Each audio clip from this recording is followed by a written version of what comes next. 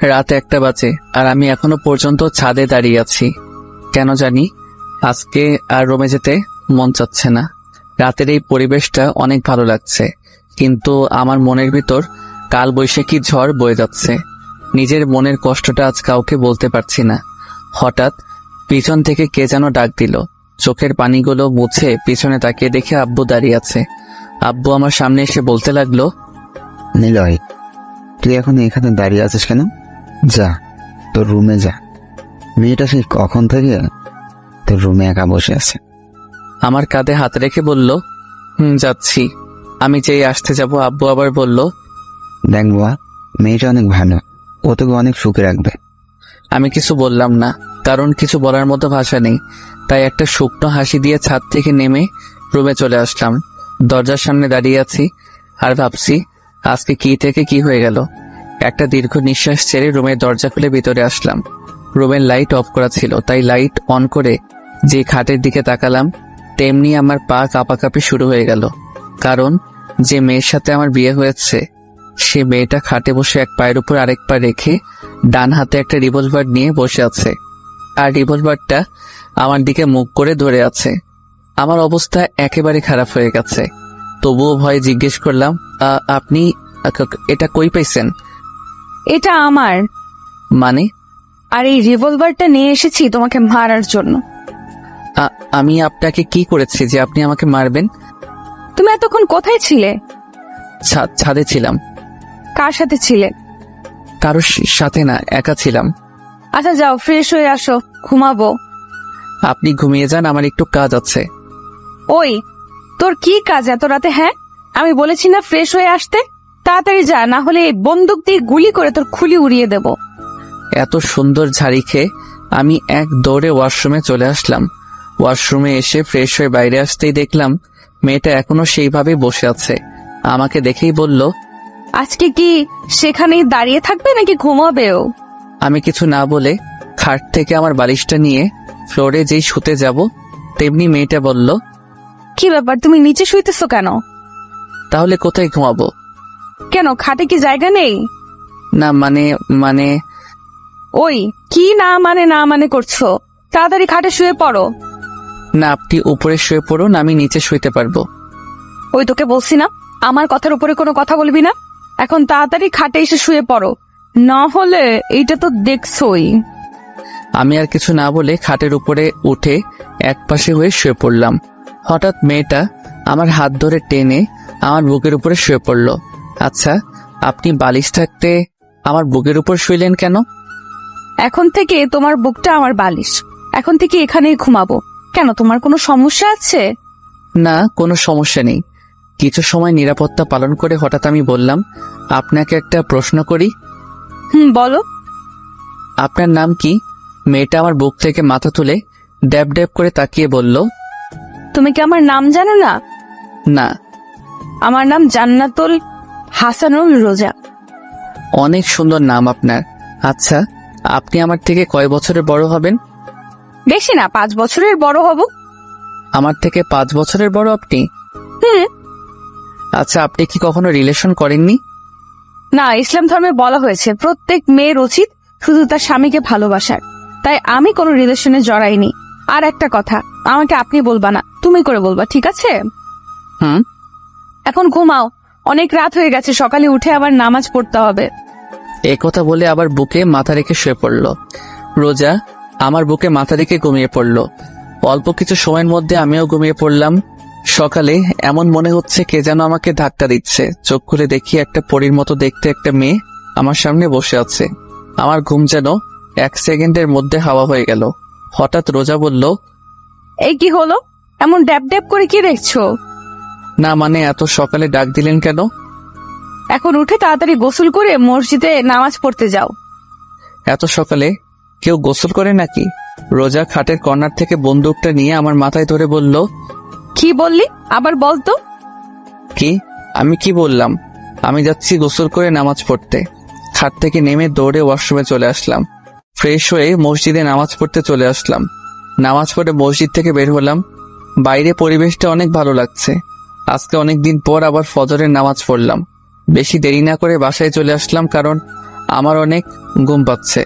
বাসায় এসে দেখলাম রোজা মাত্র নামাজ শেষ করলো।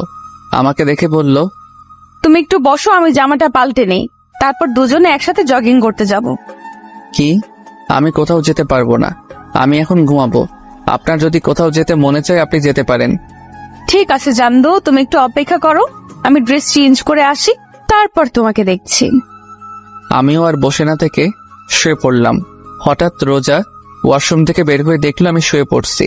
ও আর কোনো কথা না বলে খাটের কর্নার থেকে রিভলভারটা নিয়ে আমার পেটে খোঁচা দিচ্ছে। আমি একটু বিরক্তি নিয়ে চোখ খুলে দেখি রোজা আমার সামনে বসে রিভলভার দিয়ে আমাকে খোঁচাচ্ছে। আমি এক লাফে খাট থেকে নেমে কিছুটা দূরে গিয়ে দাঁড়িয়ে বললাম, আচ্ছা আপনার সমস্যা কি? হ্যাঁ, কিছু একটা হইলে আপনি এই বন্দুকটা দেখে ভয় দেখান। আপনার সমস্যা কি বলেন তো? ফালতু মেয়ে যত সব।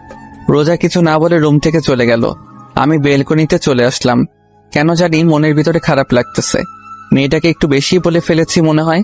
বেলকনিতে বসে এগুলো ভাবছিলাম। হঠাৎ রোজা আমার পাশে এসে বসলো।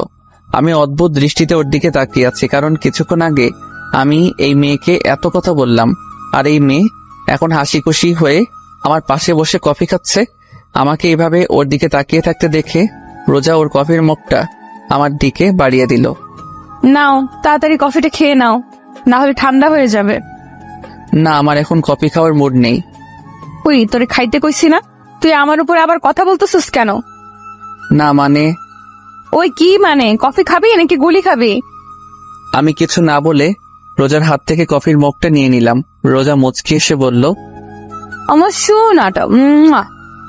আমি কিছু না বলে কফি খাচ্ছি। হঠাৎ আমি বললাম, সরি। কিসের জন্য? না মানে, কিছুক্ষণ আগে তোমার সাথে খারাপ ব্যবহার করেছিলাম, তাই সরি। না, আমি কিছুই মনে করিনি। কি অদ্ভুত মেয়ে, এত জোরে ধমক দিলাম আর এই মেয়ে বলছে কিছুই না। রোজা আমার সাথে চেপে বসলো। আমি যে উঠতে যাব তেমনি রোজা আমাকে টান মেরে বসিয়ে বলল, ওই কোথায় যাচ্ছ? রুমে। না, রুমে যাওয়ার কোনো প্রয়োজন নেই, এখানেই বসে থাকো। দেখো সকালের পরিবেশটা কত সুন্দর। আমি এক মনে রোজার দিকে তাকিয়ে আছি।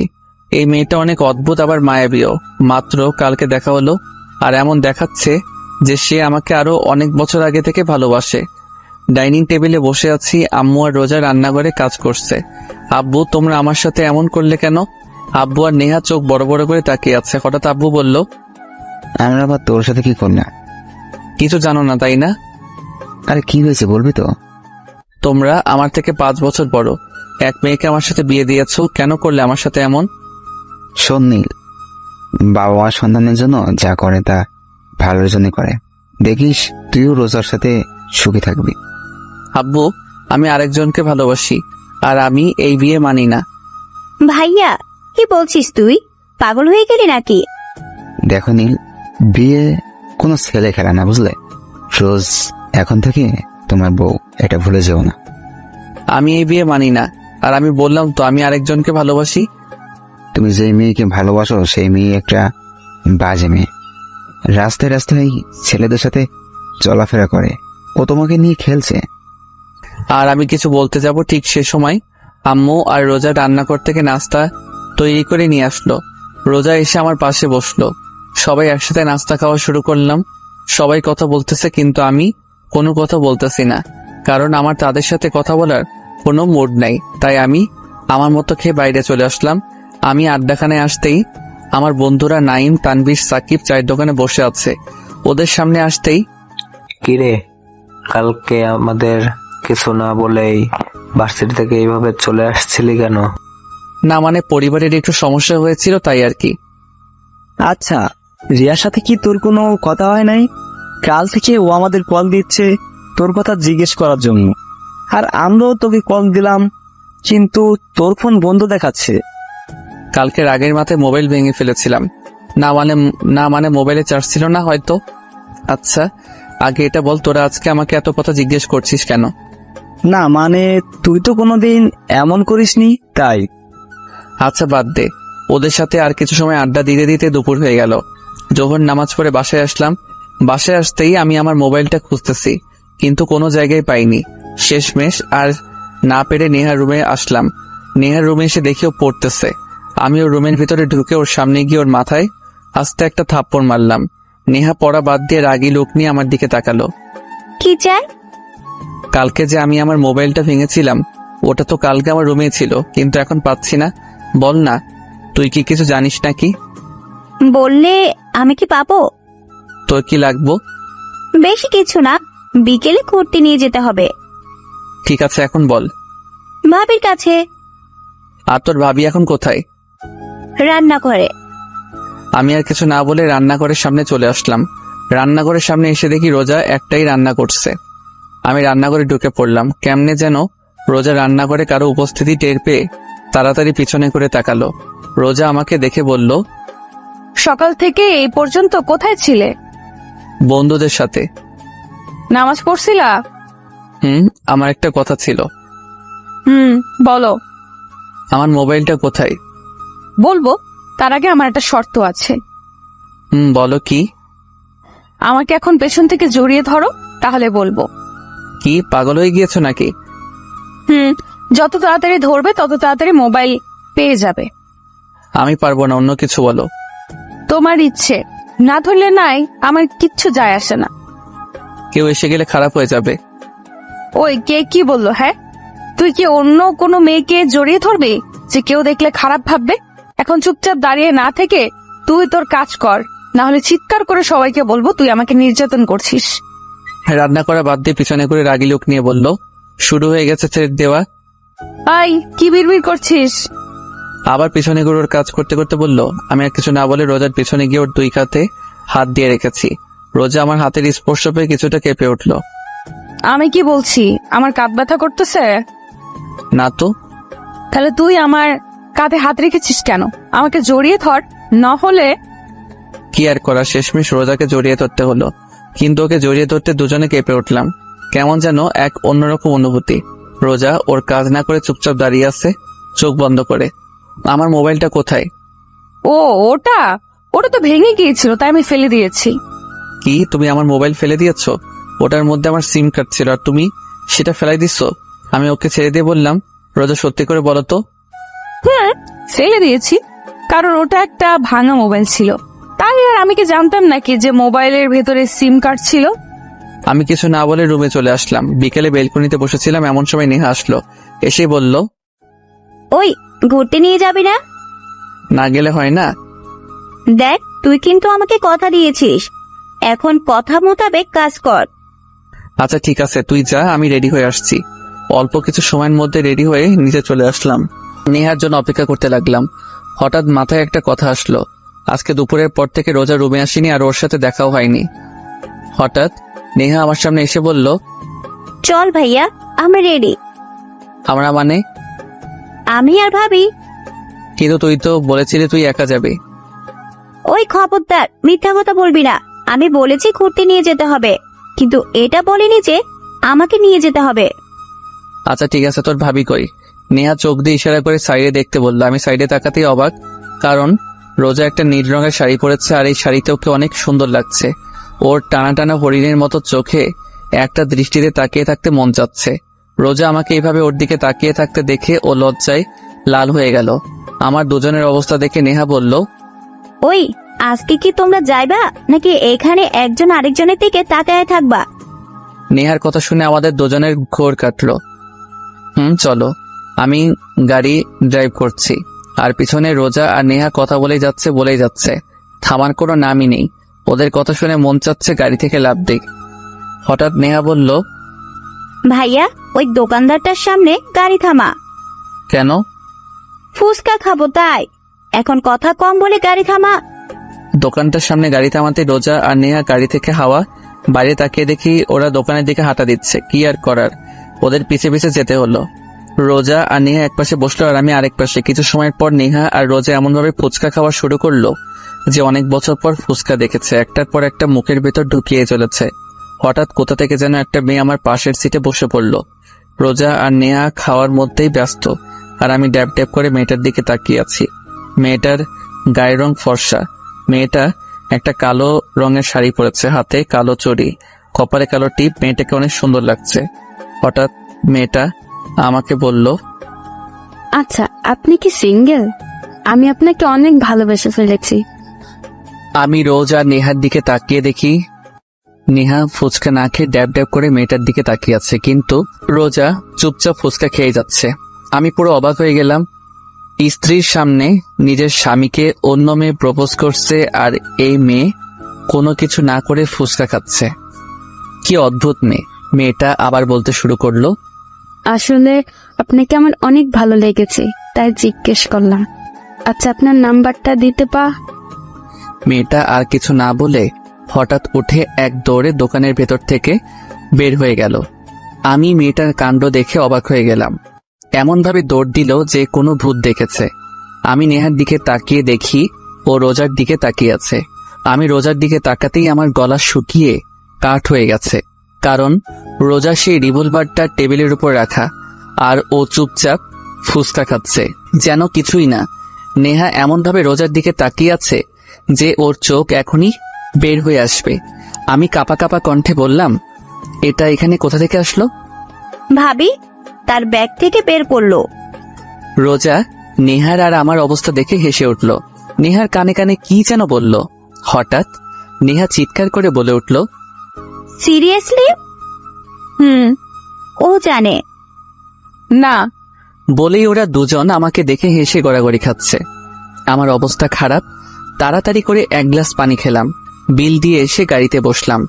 আমি গাড়ি ড্রাইভ করছি, আর ওরা দুজন কি নিয়ে যেন হাসাহাসি খাচ্ছে। আচ্ছা, তুমি কি সবসময় তোমার সাথে এই রিভলভারটা নিয়ে চলাফেরা করো? ভয় করে না? যেমন? যদি কোনোদিন তোমার কাছে বন্দুক দেখে পুলিশ তোমাকে ধরে নিয়ে যায়? আমার কথা শুনে ওরা দুজন আবার হাসতে হাসতে গড়াগড়ি খাচ্ছে। আরো কিছু সময় ঘোরাঘুরি করে রাতে বাসায় আসলাম। রাতে রোজা ওয়াশরুমে গেছে। এই সুযোগে আমি রুমে থেকে বের হয়ে নেহার রুমের সামনে আসলাম। ওর রুমে এসে দেখি ও মোবাইল চালাচ্ছে। নেহা আমাকে ওর রুমে দেখে মোবাইল চালানোর বাদ দিয়ে বলল, ভাইয়া তুই কিছু বলবি? তোকে একটা কথা জিজ্ঞেস করার ছিল। বল। তোর ভাবি ওই সময় তোর কানে কানে কি বলছিল? সেটা তো বলা যাবে না। কেন? এটা ভাবি আর আমার সিক্রেট, তাই তোকে বলা যাবে না। আর অন্যের পার্সোনাল ব্যাপার জানতে তো লজ্জা করে না? নেহার কথা শুনে আমি আহত দৃষ্টিতে ওর দিকে তাকিয়ে আছি। আমার বোন মির্জাফর আর আমি জানতাম না। হঠাৎ পিছন থেকে রোজা বলে উঠল, একদম ঠিক কথা বলেছো নেহা। বলেই নেহার পাশে গিয়ে দাঁড়ালো। আমি রোজার দিকে রাগে দৃষ্টিতে তাকালাম, আর কিছু না বলে রুম থেকে বের হয়ে ছাদে গিয়ে দাঁড়ালাম। কিছু সময় পর রোজাও আমার পাশে এসে দাঁড়ালো। আমি রোজার দিকে তাকিয়ে আছি। ওকে অনেক মায়াবী লাগছে। মেয়েটাকে বোঝা প্রচুর মুশকিল। এমন মনে হয় মেয়েটার মনে অনেক রহস্য লুকানো। হঠাৎ রোজা বলল, রাতের এই পরিবেশটা অনেক ভালো লাগে, তাই না? রোজার দিকে তাকিয়ে বললাম, জানো, আমার একটা ফ্রেন্ড ছিল, ওর সাথে সবকিছু শেয়ার করতাম। প্রতিদিন রাতে ওর সাথে ছাদে বসে অনেক আড্ডা দিতাম। ওকে ছাড়া আমার একদিনও ভালো লাগতো না। কিন্তু এইটুকু বলে রোজা কাঁদতে কাঁদতে ফ্লোরে বসে পড়ল। ও এমন ভাবে কান্না করছে যে ও ওর জীবন থেকে বেশ মূল্যবান কিছু হারিয়ে ফেলেছে। ওর এইভাবে কান্না কেন যেন আমার আর সহ্য হচ্ছে না। বুকের ভিতর কেমন যেন লাগছে। আমি রোজার পাশে বসে ওর কাঁধে হাত রাখলাম। কি হয়েছিল সেই দিন?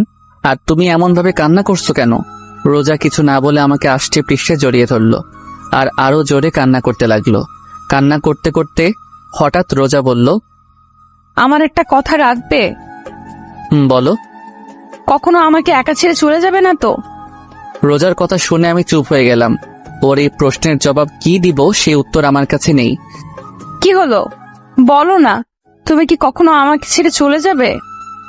আমি চোখের পানি কেন যেন আমার সহ্য হচ্ছে না।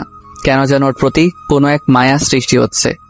ওর কান্না মাখা মুখ দেখে আমি বলে উঠলাম, না, কোনো দিনও তোমাকে ছেড়ে যাব না, সব সময় তোমার পাশে থাকবো। রোজা কিছু না বলে আমার বুকে মাথা রেখে বসে থাকলো। আর আমি ভাবতে লাগলাম, আমি তো অন্য কাউকে ভালোবাসি, তাহলে রোজাকে এই কথা কিভাবে বলতে পারলাম? রোজা, এই প্রথম আমি রোজার নাম বলে ডাক দিলাম। রোজা। রোজা এখনো নিশ্চুপ থাকায় বুঝতে পারলাম ও ঘুমিয়ে পড়েছে। রাত 11টা বেজে গেছে, আর আকাশের অবস্থা দেখে বোঝা যাচ্ছে বৃষ্টি আসতে পারে। তাই বেশি দেরি না করে রোজাকে সাবধানে কোলে তুলে নিলাম। ছাদ থেকে নেমে রুমে যাচ্ছি, এমন সময় আমাদের সামনে নেহা এসে হাজির। তো এত রাতে কোথা থেকে আসা হলো? হুম হুম চুপ, আসতে বলো, রোজা ঘুমিয়ে পড়েছে। ও, তুই কি করছিস? এত রোমান্টিক একটা সময়, ভাবি তোর কোলে একটা ছবি তুলে নেই। নেহার ছবি তোলা হয়ে গেলে আমরা রুমে চলে আসলাম। রোজাকে বিছানায় শুয়ে দিলাম। আমি ওর অপর পাশে শুয়ে পড়লাম, রোজার দিকে মুখ করে। ঘুমন্ত অবস্থায় রোজাকে অনেক মায়াবতী লাগছে। কান্না করার ফলে ওর দু চোখ ফুলে গেছে, নাক লাল হয়ে গেছে। ওকে দেখে আমার এক অন্যরকম অনুভূতি কাজ করছে। কেন যেন এখন আর রিয়ার কথা মনে পড়ছে না। মন চাচ্ছে রোজার সাথেই থাকি সব সময়। এইসব ভাবতে ভাবতে কখন যে ঘুমিয়ে পড়লাম মনে নেই। সকালে ঘুম থেকে উঠে দেখলাম রোজা আমার বুকের উপরে মাথা রেখে গুটিসুটি মেরে শুয়ে আছে। রোজাকে বুকের উপর থেকে সরিয়ে একপাশে শুয়ে দিলাম। আমি উঠে ওয়াশরুমে চলে আসলাম। কিছু সময় পর ফ্রেশ হয়ে নিচে আসলাম। কি রে, রোজা কোথায়? ও ঘুমাচ্ছে। ও, তুই এখন কি ভার্সিটিতে যাবা? হুম, নেহাকে যাবে না? নেহা তো ওর ফ্রেন্ডদের সাথে চলে গেছে। ও, কিছু সময় পর ভার্সিটির উদ্দেশ্যে রওনা দিলাম। কিছু সময়ের মধ্যে ভার্সিটি পৌঁছে গেলাম। ভার্সিটির ভিতর ঢুকতেই কোথা থেকে যেন রিয়া দৌড়ে এসে আমাকে জড়িয়ে ধরলো আর বলতে লাগলো, ওই কালকে কোথায় ছিলে আর তোমার মোবাইল বন্ধ কেন? রিয়ার এইভাবে জড়িয়ে ধরা আমার কেন যেন ভালো লাগছে না। ওকে এক ঝটকায় নিজের থেকে ছাড়িয়ে নিয়ে বললাম, একটু প্রবলেম হয়েছিল তাই আর কি। তো আমি কি কিছু হেল্প করতে পারবো নাকি? না, দরকার নেই, এখন চলো ক্লাসে যাই। না, আজকে গল্প করবো, চলো। না, আমার এখন গল্প করার কোনো মুড নেই। না, তোমাকে বলছি না, এখন গল্প করবো, চলো। আমি রিয়ার হাত থেকে আমার হাত এক টান দিয়ে ছাড়িয়ে নিয়ে বললাম, এত বায়না করো কেন? আমি বললাম না আমার এখন তোমার সাথে গল্প করার মুড নেই। সরি। রিয়া কিছু না বলে সেখান থেকে চলে গেল। আর আমি ভাবতে লাগলাম আজ এই প্রথম আমি রিয়ার সাথে এমন ব্যবহার করলাম, কিন্তু কেন করলাম তা অজানা। অনেক সময় খোঁজার পর এক ক্যাম্পাসের এক কোনো আম গাছের নিচে বসে আছে। আমি রিয়ার সামনে গিয়ে দাঁড়ালাম। অনেকক্ষণ হয়ে গেল কিন্তু রিয়া এখনো পর্যন্ত নিচের দিকে তাকিয়ে আছে। আমি আর না পেরে রিয়ার সামনে বসে পড়লাম। সরি বললাম তো। আমার আপনার সরি লাগবে না, আপনি এখন আসতে পারেন। না, আমি এখন আমার জানের সাথে গল্প করব। দরকার নেই আপনার গল্প। আমি রিয়ার পাশে বসে রিয়ার মাথা ধরে আমার কাঁধে রাখলাম। রিয়া আমার কাঁধে মাথা রেখে চুপচাপ বসে আছে। এখন কি কোনো কথা না বলার প্রতিজ্ঞা করেছো? ঠিক আছে, আমি কোনো কথা বলবো না। আমার সোনাটা কি রাগ করেছে? রিয়ার মুখের কথা শুনে আমার রোজার কথা মনে পড়ে গেল। ওই মেয়ে এখন কি যেন করছে। হঠাৎ রিয়া হালকা ধাক্কা দিয়ে বলল, কি হলো, কি ভাবছো? না কিছু, রিয়ার সাথে গল্প করছি। হঠাৎ ক্যাম্পাসে পুলিশের গাড়ি ঢুকলো। ক্যাম্পাসের সবাই গাড়ির দিকে তাকিয়ে আছে। হঠাৎ পুলিশের গাড়ির ভিতর থেকে একজন লোক বের হয়ে আমাদের দিকে আসতে লাগলো। আমি আর রিয়া কিছুটা ভয় পেয়ে গেলাম। লোকটা সামনে এসে বলল, আপনাকে ম্যাডাম ডেকেছে। আমি কি করেছি যে আপনার ম্যাডাম আমাকে ডেকেছে? সেটা না হয় ম্যাডামের কাছ থেকেই শুনে নিয়েন। বলে আমার হাত ধরে টেনে নিয়ে যেতে লাগলো যেন আমি কোনো আসামি। পুরো ক্যাম্পাসের সবাই আমার দিকে তাকিয়ে আছে আর ভয়ে আমার গলা শুকিয়ে কাট, হার্টবিট কয়েক গুণ গতিতে লাফাতে লাগলো। লোকটা পুলিশের গাড়ির সামনে এসে বলল, ম্যাম, নিয়ে এসেছি। গাড়ির ভিতরে যে বসেছিল তাকে বলল। আপনি এখন যেতে পারেন। লোকটা চলে গেল। গাড়ির ভিতরে যে মেয়েটা বসেছিল তাকে দেখে আমার মাথায় আকাশ ভেঙে পড়ল। আমার গলা দিয়ে কোনো কথা বের হচ্ছে না। তারপরেও কাপা কাপা গলায় বললাম, তুমি? তো এখানে কি অন্য কেউ থাকার কথা ছিল নাকি? পুলিশ থাকার কথা। তুমি গাঁজা টাজা খাইছো নাকি?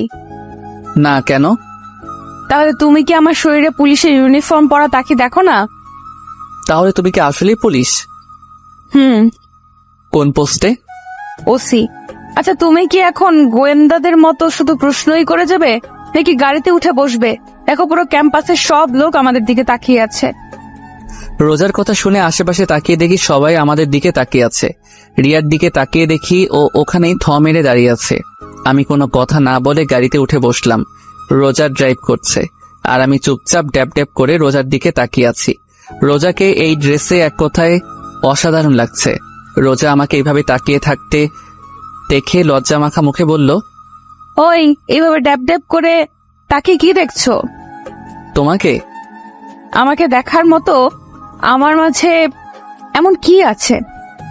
বলতে পারলাম না, কিন্তু তোমাকে অনেক সুন্দর লাগছে। তাই? আচ্ছা, এই কয়দিন না আমাকে ভয় পাইতা? না, ভয় কেন লাগবে? এখন কি ভয় লাগছে না? আমার সাথে ফাজলামে আমাকে ছাড়া অন্য কোনো মেয়ের সাথে থাকলে জেলে ভরে দিতে পারতো। রোজার কথা শুনে এখন ভয় লাগতে শুরু করলো, কারণ এই মেয়ের কথা বলা যায় না, বিনা কারণে জেলেও ঢুকিয়ে দিতে পারে। আমি রোজার দিকে থেকে চোখ ফিরিয়ে বাইরের দিকে তাকিয়ে থাকলাম। আমার অবস্থা দেখে রোজা হেসে ফেললো। কিছুক্ষণ পর রোজা আমাকে নিয়ে লেগের পাড়ে আসলো। রোজা আর আমি একটা বেঞ্চে বসে আছি, কেউ কোনো কথা বলছি না। নিরাপত্তা ভেঙে হঠাৎ রোজা বলল, তোমাকে একটা প্রশ্ন করি। বলো। ক্যাম্পাসে তোমার সাথে যে মেয়েটা বসেছিল সে কি আমার সতীন?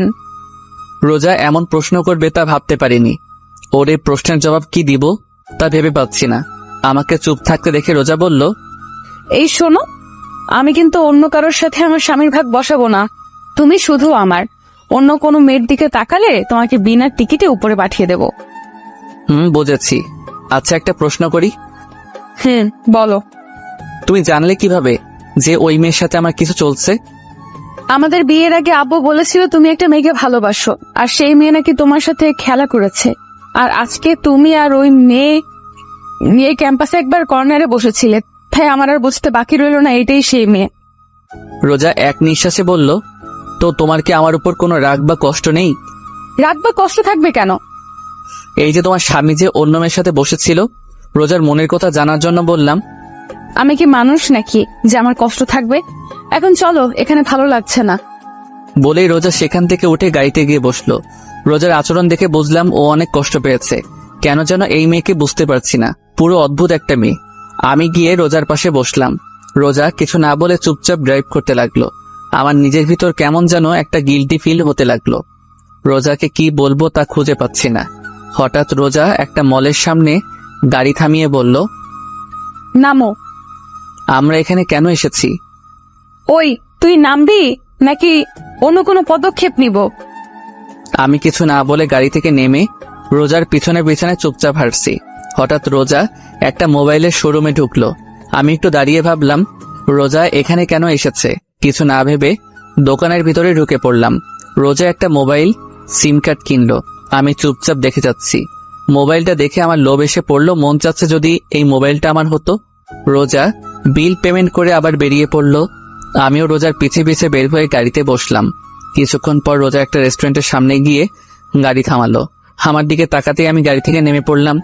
রোজা আর আমি রেস্টুরেন্টে থেকে লাঞ্চ করলাম, কিন্তু রোজা আমার সাথে কোনো প্রকার কথাও বলেনি।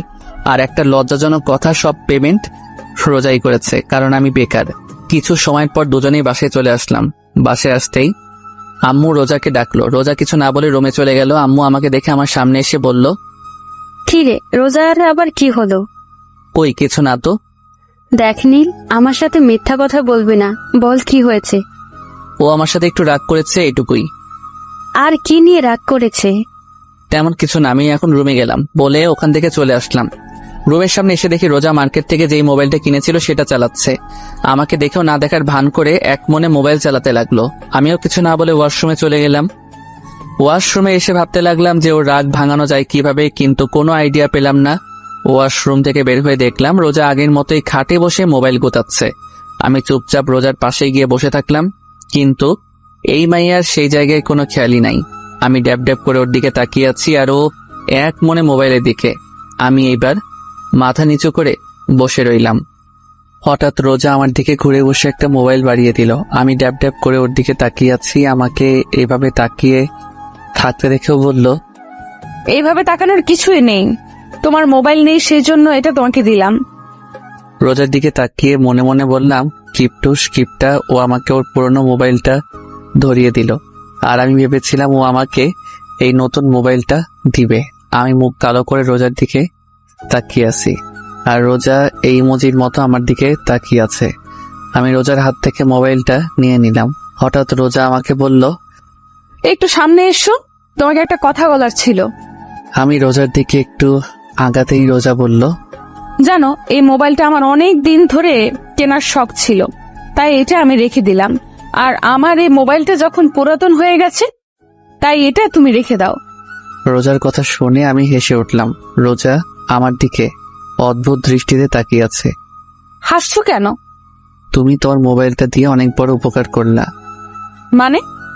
তুমি তো আমাকে তোমার মোবাইল দিয়ে দিলে, তাই এখন আর মোবাইল কেনার কোনো প্রয়োজন নেই। আর আব্বু তো জানে যে আমার মোবাইল নেই, আর আব্বুর থেকে মোবাইল কেনার জন্য ফাও টাকা পাবো, বুঝেছো? কিন্তু এই মাইয়া কি পাগল হয়ে গেল নাকি? রোজা হাসতে হাসতে বিছানায় গড়াগড়ি খাচ্ছে, কিন্তু আমি কিছুই বুঝতে পারছি না এখানে হাসার কি আছে। হাসছো কেন? দাঁড়াও, আগে হেসে নেই, তারপর বলছি। আমি কি কোনো যোগ করেছি? কি? রোজা একটু হাসি থামিয়ে বলল, তোমার মতে আমি কি আমার টাকা দিয়ে এই মোবাইলটা কিনেছি? হুম। এই মোবাইল কেনার টাকা আব্বু আমাকে দিয়েছে, আর বলেছিল তোমাকে একটা ভালো মোবাইল কিনে দিতে। এখন হয়তো বুঝেছো। বলেই আবার হাসতে লাগলো। তোমার আব্বু টাকা দিয়েছিল আমাকে মোবাইল কিনে দিতে?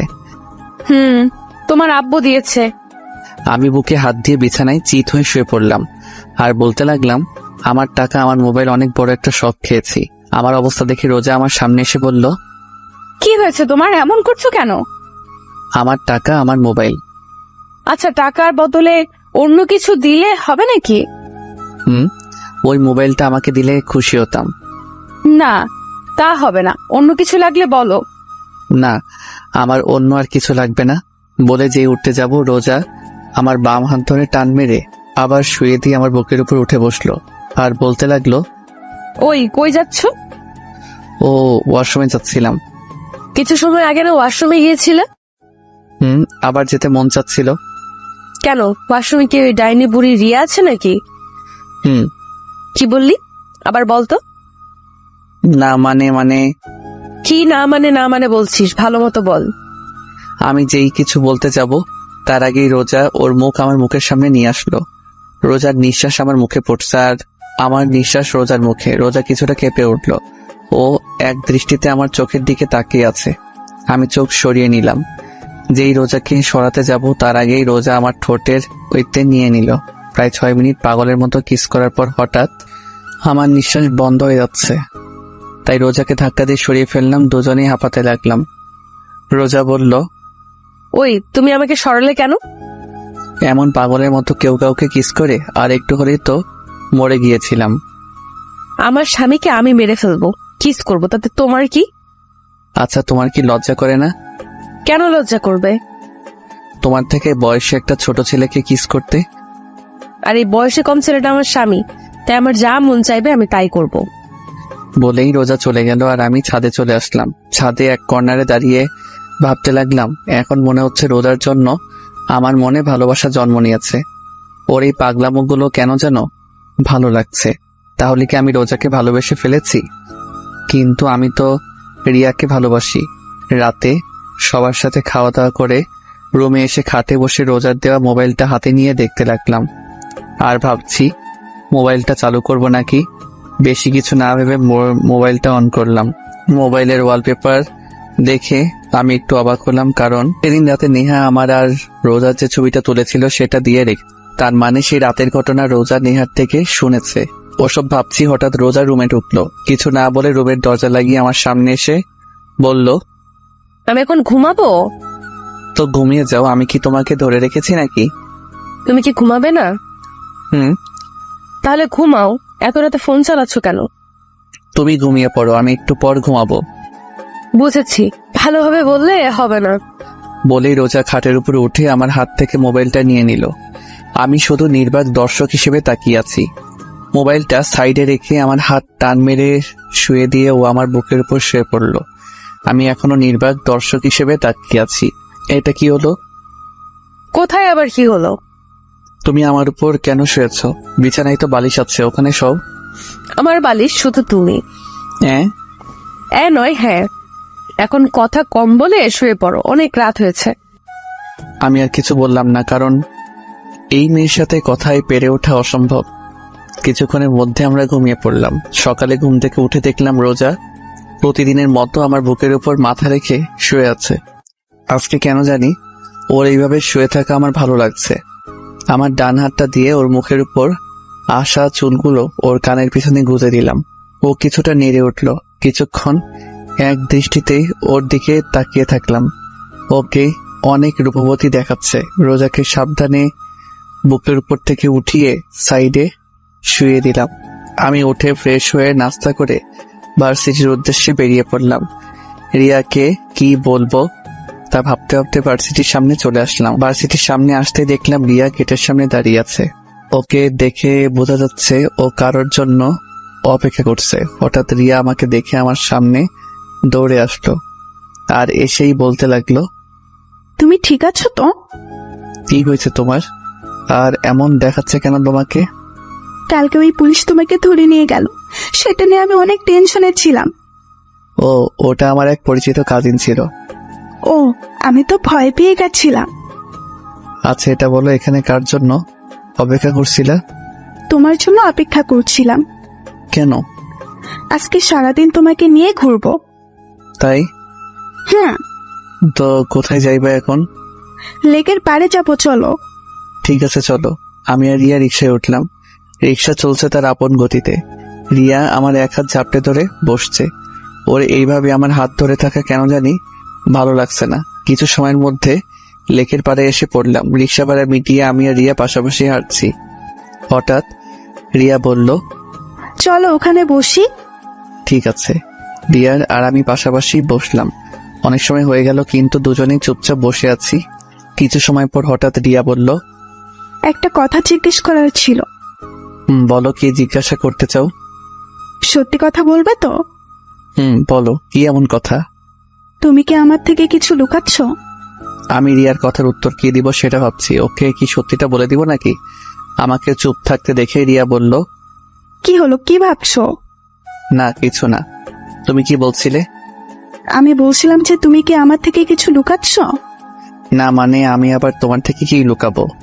না মানে তুমি কিছুটা বদলে গেছো, আগের মতো আর নেই। আমি আগের মতোই আছি। আচ্ছা বাদ দাও এই টপিক। দুজনে আবার চুপ হয়ে গেলাম, কেউ কোনো কথা বলছি না। আবার কিছু সময় পার হয়ে গেল। হঠাৎ আমার মোবাইলে কল আসলো। মোবাইলের স্ক্রিনে তাকিয়ে দেখি আননোন নাম্বার থেকে কল আসছে। আমি তো এই সিম কার্ডের নাম্বারে কাউকে দেইনি, তাহলে কে কল দিল? এইসব ভাবতে ভাবতে কলটা কেটে গেল। এটা দেখে রিয়া বলল, কি ব্যাপার, কলটা ধরলে না কেন? আমি কিছু বলতে যাব তার আগে আবার কল আসলো সেই একই নাম্বার থেকে। রিয়ার থেকে কিছুটা দূরে গিয়ে কলটা রিসিভ করলাম। রিসিভ করতেই, ওই কই তুমি? কে আপনি আর কাকে কল দিয়েছেন? ওই আমি রোজা। রোজা? আমি এখন কই তুমি? আমি তো এখন ভার্সিটিতে আছি। সত্যি তো? ঠিক আছে, বাই। রোজা কলটা কেটে দিল। রোজার গলার আওয়াজ শুনে মনে হলো ও কান্না করছে। হঠাৎ রিয়া আমার পাশে এসে দাঁড়ালো। কি ব্যাপার, কে কল করেছিল? আব্বু। কি বললো? আরে তেমন কিছু না, এমনি কল দিয়েছিল। তুমি আমার থেকে কিছু লুকাচ্ছ না তো? আরে বাবা, আমি আবার কি লুকাবো। আচ্ছা এখন কি খাবে বলো? চলো ফুচকা খাবো। ঠিক আছে চলো। তারপর রিয়া আর আমি ফুচকার দোকানে ঢুকলাম। রিয়া ফুচকা খাচ্ছে আর মাঝে মাঝে আমার মুখে একটা ফুচকা তুলে দিচ্ছে। ওর সাথে সময় কাটাতে আমার অনেক ভালো লাগে, কিন্তু আজকে কেন যেন ভালো লাগছে না। মনে শুধু রোজার কথাই মনে পড়ছে। হঠাৎ মনে পড়লো এতক্ষণে তো ভার্সিটির সময় শেষ। হঠাৎ আমার মোবাইলে আবার কার যেন কল আসলো। পকেট থেকে মোবাইলটা বের করে স্ক্রিনে তাকিয়ে দেখি রোজা আবার কল করেছে। কিছু না ভেবে কলটা কেটে দিলাম। কলটা কেটে দিয়ে রিয়াকে বললাম, রিয়া আমার এখন যেতে হবে, একটা জরুরি কাজ আছে। না, আজকে আমরা সারাদিন ঘুরবো, তোমাকে আজকে সারাদিন আমার সাথে থাকতে হবে। রিয়া প্লিজ বোঝার চেষ্টা করো, আমার এখন যেতে হবে। রিয়া হালকা কেঁপে উঠল, কারণ আমি কখনো ওর সাথে এভাবে কথা বলিনি। আচ্ছা ঠিক আছে যাও। আর সরি। আমি বুঝতে পারলাম ওর সাথে এমন ভাবে কথা বলা ঠিক হয়নি। আমি রিয়াকে বুকের সাথে জড়িয়ে ধরে বললাম, সরি প্লিজ, কষ্ট পেও না, একটু রাগ উঠে গিয়েছিল। প্লিজ সোনা, কথা বলো প্লিজ।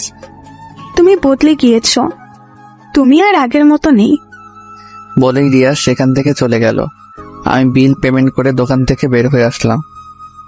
রাস্তায় এসে দাঁড়িয়ে আছি, নিজের উপর প্রচুর রাগ হচ্ছে, কিন্তু কারণ খুঁজে পাচ্ছি না। হঠাৎ আবার মোবাইলে রোজার কল আসলো। আমি কল রিসিভ করেই বললাম, আচ্ছা কি সমস্যা আপনার বলেন তো? মানে? এত কল করছেন কেন? না মানে অনেক সময় হয়ে গেছে ভার্সিটি থেকে আসছো না, তাই ফোন করছি। আমি কি এখন আপনার কথায় চলবো নাকি? আমার যখন বাসায় আসতে মন চাইবে আমি তখন আসবো। আর শোনেন, আমাকে কল দিয়ে বেশি বিরক্ত করবেন না বলেই কল কেটে দিলাম। অনেক রাগ হচ্ছে রোজার উপর।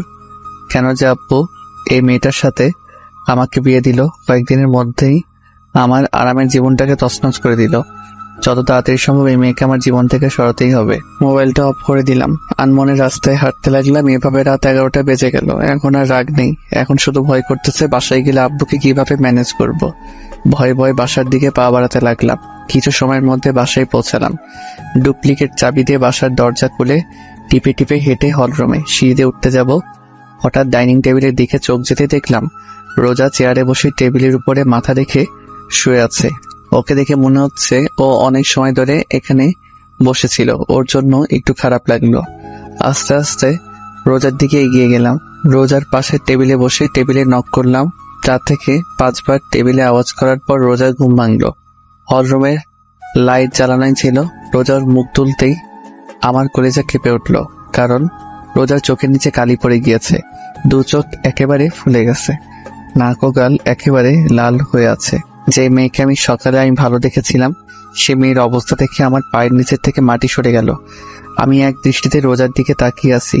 হঠাৎ রোজা বলল, ও তুমি আসছো, বসো, তোমাকে খাবার দিচ্ছি।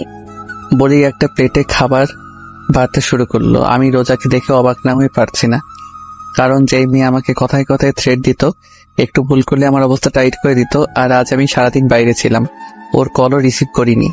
কোথায় ও আমার উপর রেগে থাকবে, কিন্তু তা না করে ও একেবারে শান্ত হয়ে আছে।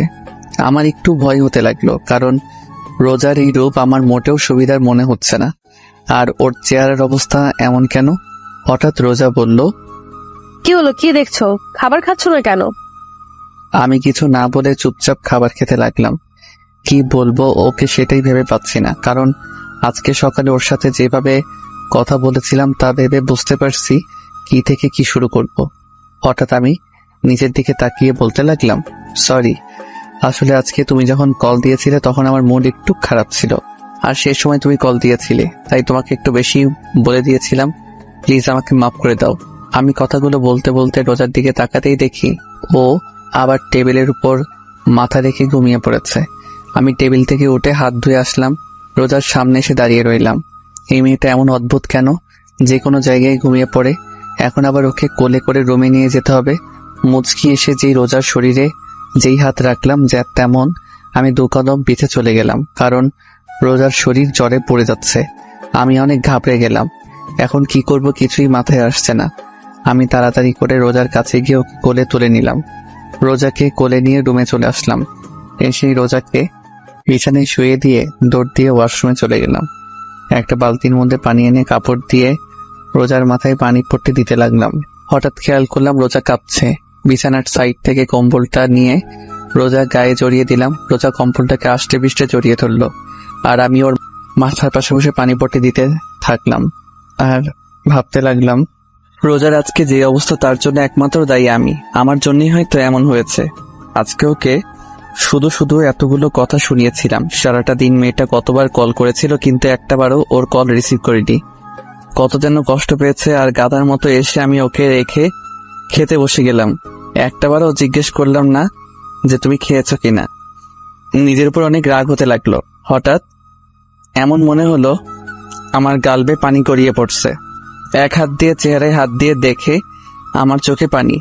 আমার চোখের পানিটা মায়ার নাকি কষ্টের সেটা অজানা। আমি শেষবার কবে কেটেছিলাম সেটা আমার মনে নেই। কেন যে মেয়েটাকে এত কষ্ট দিতে গেলাম। রোজার চেহারার দিকে তাকালেই কেন জানি আমার অনেক কষ্ট হচ্ছে। এইভাবে সারা রাত রোজার মাথায় পানি ঢালতে ঢালতে সকাল হয়ে গেল। সকাল 6টা। এখন রোজার শরীরের জ্বর কিছুটা কমে এসেছে। হঠাৎ আমি রোজার জামার দিকে খেয়াল করে দেখলাম পানি ঢালতে ঢালতে ওর জামা বেশ খানিকটা ভিজে গিয়েছে। এখন হইল আরেক সমস্যা, রোজার জামা চেঞ্জ করা যায় কিভাবে। কিছু সময় ভেবে আমি রুম থেকে বের হয়ে নেহার রুমের সামনে আসলাম। নেহার রুমের সামনে এসে বেশ খানিকটা সময় ধরে নেহাকে ডাকার পরে নেহা দরজা খুলতেই বলল, কি হয়েছে, সমস্যা কি? আপনি এত সকালে আমাকে ডাকছেন কেন? নেহা আমার সাথে এক এতটুকু বলেই চুপ হয়ে গেলাম, কারণ আমার বোন আমাকে আপনি করে বলছে। কি হলো বোন, তুই আমাকে আপনি করে বলছিস কেন?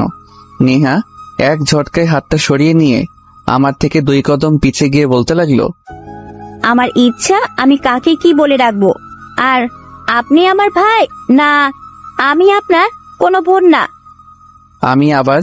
আমি অবাকের উপর অবাক হচ্ছি, কারণ কি এমন হয়েছে যার কারণে নেহা আমার সাথে এমন ব্যবহার করছে?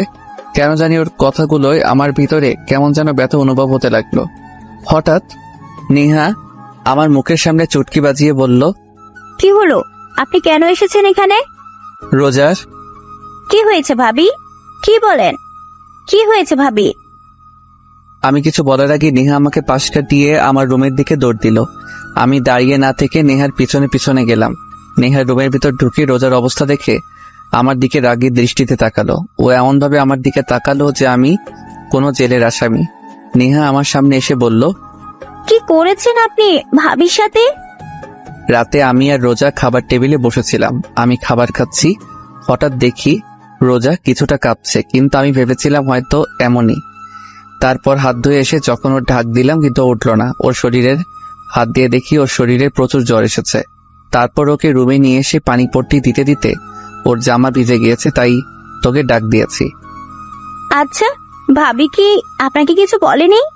না একবারও কি রুমের অবস্থা দেখেছেন? না, রুমে আবার কি হবে? এটুকু বলেই পুরো রুমের দিকে তাকাতেই দেখলাম আমার রুমটা এমন দেখাচ্ছে যে রুমের ভিতরে কোনো বড়সড় টর্নেডো এসেছিল। রুমের প্রত্যেকটা জিনিস ভেঙে ফেলেছে, এমনকি খাটের উপর দেয়ালে আমার বড় একটা ছবি ঝোলানো ছিল সেটাও ভেঙে ফেলেছে। আমি নেহার দিকে তাকাতেই নেহা বলল, এগুলো সব আপনার জন্য হয়েছে। আমি যেই কিছু বলতে যাব তার আগে নেহা আমাকে ধাক্কা দিয়ে রুম থেকে বের করে দিল। আমি রুমের বাইরে দাঁড়িয়ে ভাবতে লাগলাম, রোজা কেন ভেঙেছে সবকিছু? ওর কল্লা ধরায় কি ও রেগে গিয়ে এগুলো করেছে নাকি অন্য কোনো কারণে? এইভাবে কিছু সময় যাওয়ার পর নেহা রুমের দরজা খুলল। আমি রুমের বাইরে দাঁড়িয়েছিলাম। নেহা আমার সামনে এসে বলল, ভাইয়া, কালকে যদি তুই ভাবির সাথে মিথ্যা কথা না বলতি তাহলে আজকে এমনটা হতো না। কালকে দুপুর থেকে ভাবি কিছু না খেয়ে বসেছিল তোর জন্য, আর তুই বদলে গিয়েছিস ভাইয়া। বলেই নেহা চলে গেল। আমি চুপচাপ দাঁড়িয়ে থাকলাম, আর মাথায় শুধু একটা কথাই আসছে, তাহলে কি রোজা জানতো যে আমি ভার্সিটিতে না গিয়ে রিয়ার সাথে ঘুরতে গিয়েছিলাম, আর কাল থেকেও কিছু না খেয়ে বসেছিল, আর আমি নিজের প্রতি নিজের খুব রাগ হতে লাগলো। কিন্তু এত কিছু হয়ে যাওয়ার পরেও রোজা আমার সাথে রাগে কেন কথা বললো না কেন? আমি রুমের ভিতর আসতে দেখলাম রোজা ঘুমিয়ে আছে। ওর চেহারা একেবারে শুকিয়ে গিয়েছে, চোখের নিচে কালি জমে গিয়েছে। আমি গিয়ে রোজার পাশে বসলাম, আর এক দৃষ্টিতে ওর চেহারার দিকে তাকিয়ে রইলাম। সকাল 8টার দিকে রোজার ঘুম ভাঙলো। ও চেয়ে দেখে আমি ওর দিকে এক দৃষ্টিতে তাকিয়ে আছি। রোজাও কিছু না বলে চুপচাপ আমার চোখের দিকে তাকিয়ে আছে। হঠাৎ রোজা বলল, কি হয়েছে, আপনি কাঁদছেন কেন? কেন যেন রোজার এই আপনি বলাই মনের মধ্যে কোনো কষ্ট লাগলো না। এমন মনে হচ্ছে আমি আপনি করে বলারই প্রাপ্য। আমি কিছু না ভেবে রোজাকে দুহাত দিয়ে আমার বুকের সাথে চেপে ধরলাম। আমি আজ প্রথমবার রোজাকে নিজের ইচ্ছায় বুকের সাথে জড়িয়ে ধরলাম। রোজা একেবারে চুপ হয়ে আছে, কিছুই বলছে না। এমনিও কোনো নড়াচড়াও করছে না। ওর এইভাবে চুপ করে থাকা আমি মেনে নিতে পারছি না। প্লিজ আমাকে মাফ করে দাও। আমি কালকে তোমার সাথে মিথ্যা কথা বলতে চাইনি, ভয়ে ছিলাম যদি তোমাকে সত্যি কথা বললে যদি তুমি রাগ করতে, তাই। কিন্তু এখন মনে হচ্ছে তোমাকে সত্যি কথা বলে দেওয়াটাই উচিত ছিল। প্লিজ আমাকে মাফ করে দাও কালকে তোমার সাথে বাজে ব্যবহার করার জন্য। তোমাকে একটা কথা বলবো, তার সত্যি সত্যি উত্তর দিবে। বলো, কি জানতে চাও তুমি? তুমি কি রিয়াকে সত্যি ভালোবাসো? আমার জন্য কি তোমার মনে কোনো ভালোবাসা নেই? আমি কি আমার জন্য তোমার মনে একটুও ভালোবাসা জন্মাতে পারিনি? রোজার প্রশ্নের উত্তর আমার অজানা। আমি জানি না আমি রোজাকে ভালোবাসি নাকি ভালোবাসি না, কিন্তু ওকে ছাড়া কথা না বললে আমার মনে কেন যেন শান্তি লাগে না। কেন যেন ওর পাগলামোগুলো আমার ভালো লাগতে শুরু করেছে। তাহলে কি আমি ওকে ভালোবেসে ফেলেছি? কিন্তু আমি তো ভালোবাসি রিয়াকে। আমাকে চুপ থাকতে দেখে রোজা বলল, কি হলো বলো, তুমি কি আমাকে একটুও ভালোবাসো না? জানি না। জানো, আমি কখনো কোনো দিন কোনো রিলেশনে জড়াইনি। আমার শুধু একটাই চাওয়া ছিল, আর তা হলো বিয়ের পর নিজের স্বামীকে ভালোবাসবো। স্বামীর সাথে ছুটিয়ে প্রেম করব।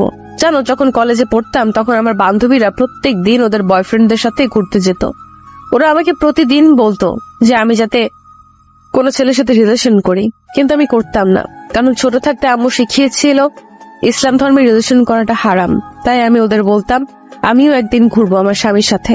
জানো, আমি চাইলে আমার থেকে বড় আর নইলে আমার সমবয়সী কাউকে বিয়ে করতে পারতাম, কিন্তু আমি আমার থেকে বয়সে ছোট ছেলেকে বিয়ে করার কারণ হচ্ছে তুমি যেন সবসময় আমার কথা শোনো। আমি তোমাকে সবসময় শাসনের উপর রাখি, কারণ তুমি যেন আমার ভয়ে কোনো মেয়ের দিকে না তাকাও, কারণ আমি চাইতাম না যে আমার স্বামী আমাকে রেখে অন্য কোনো মেয়েকে ভালোবাসুক। কিন্তু আমি ভুল ছিলাম, আমার সব কিছু ভুল ছিল। আমি চুপচাপ চেয়ে আছি রোজার দিকে, কোনো ভাষাই খুঁজে পাচ্ছি না কি বলবো। ওর তো এখানে কোনো দোষ নেই, সব দোষ তো শুধু আমি করেছি। আমার জন্য শুধু শুধু কষ্ট পাচ্ছে। চিন্তা করো না, খুব তাড়াতাড়ি তোমাকে আজাদ করে দিব, তারপর তুমি আর রিয়া আরামে থাকতে পারবে। আমার জন্য তোমাদের কারোরই আর কোনো সমস্যা হবে না। আমি চুপচাপ মাথা নিচু করে খাট থেকে নেমে রুমে থেকে বেরোতে যাব, হঠাৎ রোজা পেছন থেকে বলে উঠলো, শোনো। আমি পিছনে ফিরে নিচে তাকিয়ে আছি। Sorry and thanks. কেন? সেটা না হয় রহস্যই থাক। আমি রুম থেকে বের হয়ে আসলাম, কেন জানি মাথাটা প্রচন্ড ব্যথা করছে। এমন মনে হচ্ছে এখনই মাথাটা ফেটে যাবে। রোজার বলা কথাগুলো বারবার কানে বেরিয়ে চলেছে। হঠাৎ দেখলাম নেহা খাবার নিয়ে এখানেই আসছে। আমার সামনে এসে খাবার প্লেটটা এগিয়ে দিল আর বলল, ভাই এটা ধর। কেন? ধরবা নাকি? আমি খাবারের প্লেটটা নেহার হাত থেকে নিতেই ও আমাকে জড়িয়ে ধরে কান্না করে দিল। আমি একটু অবাক হলাম, কারণ কিছু সময় আগে ও আমার সাথে কথা বলল যেন আমি অপরিচিত কেউ, এখন আবার জড়িয়ে ধরে কান্না করছে। বুঝলাম না, সব মাথার উপর দিয়ে বাউন্সার যাইতেছে। তোর আবার কি হলো? এমন মরা কান্না করছিস কেন আর আমাকে জড়িয়ে ধরেছিস কেন? ছাড়। সরি। কেন? তোর সাথে বাজে ব্যবহার করার জন্য। আমি বুঝলাম তুই আমার সাথে এমন আচরণ করার কারণ কি, বুঝিয়ে বলতে একটু। আসলে কালকে ভাবি যথাসময় ডিউটিতে চলে গেল। কিছু সময় পর ভাবি আবার বাসায় আসলো, কিন্তু তখন তার চেহারার রাগে একেবারে লাল হয়ে গিয়েছিল। এমন মনে হচ্ছিল কারোর উপর রেগে আছে। তারপর কাকে যেন মোবাইলে কল করলো, কিন্তু প্রথমবার কল রিসিভ করতে ভাবি রেগে গেল।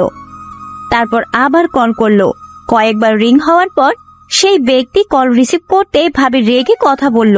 কিছু সময় পর বুঝতে পারলাম ভাবি তোকে কল করেছে।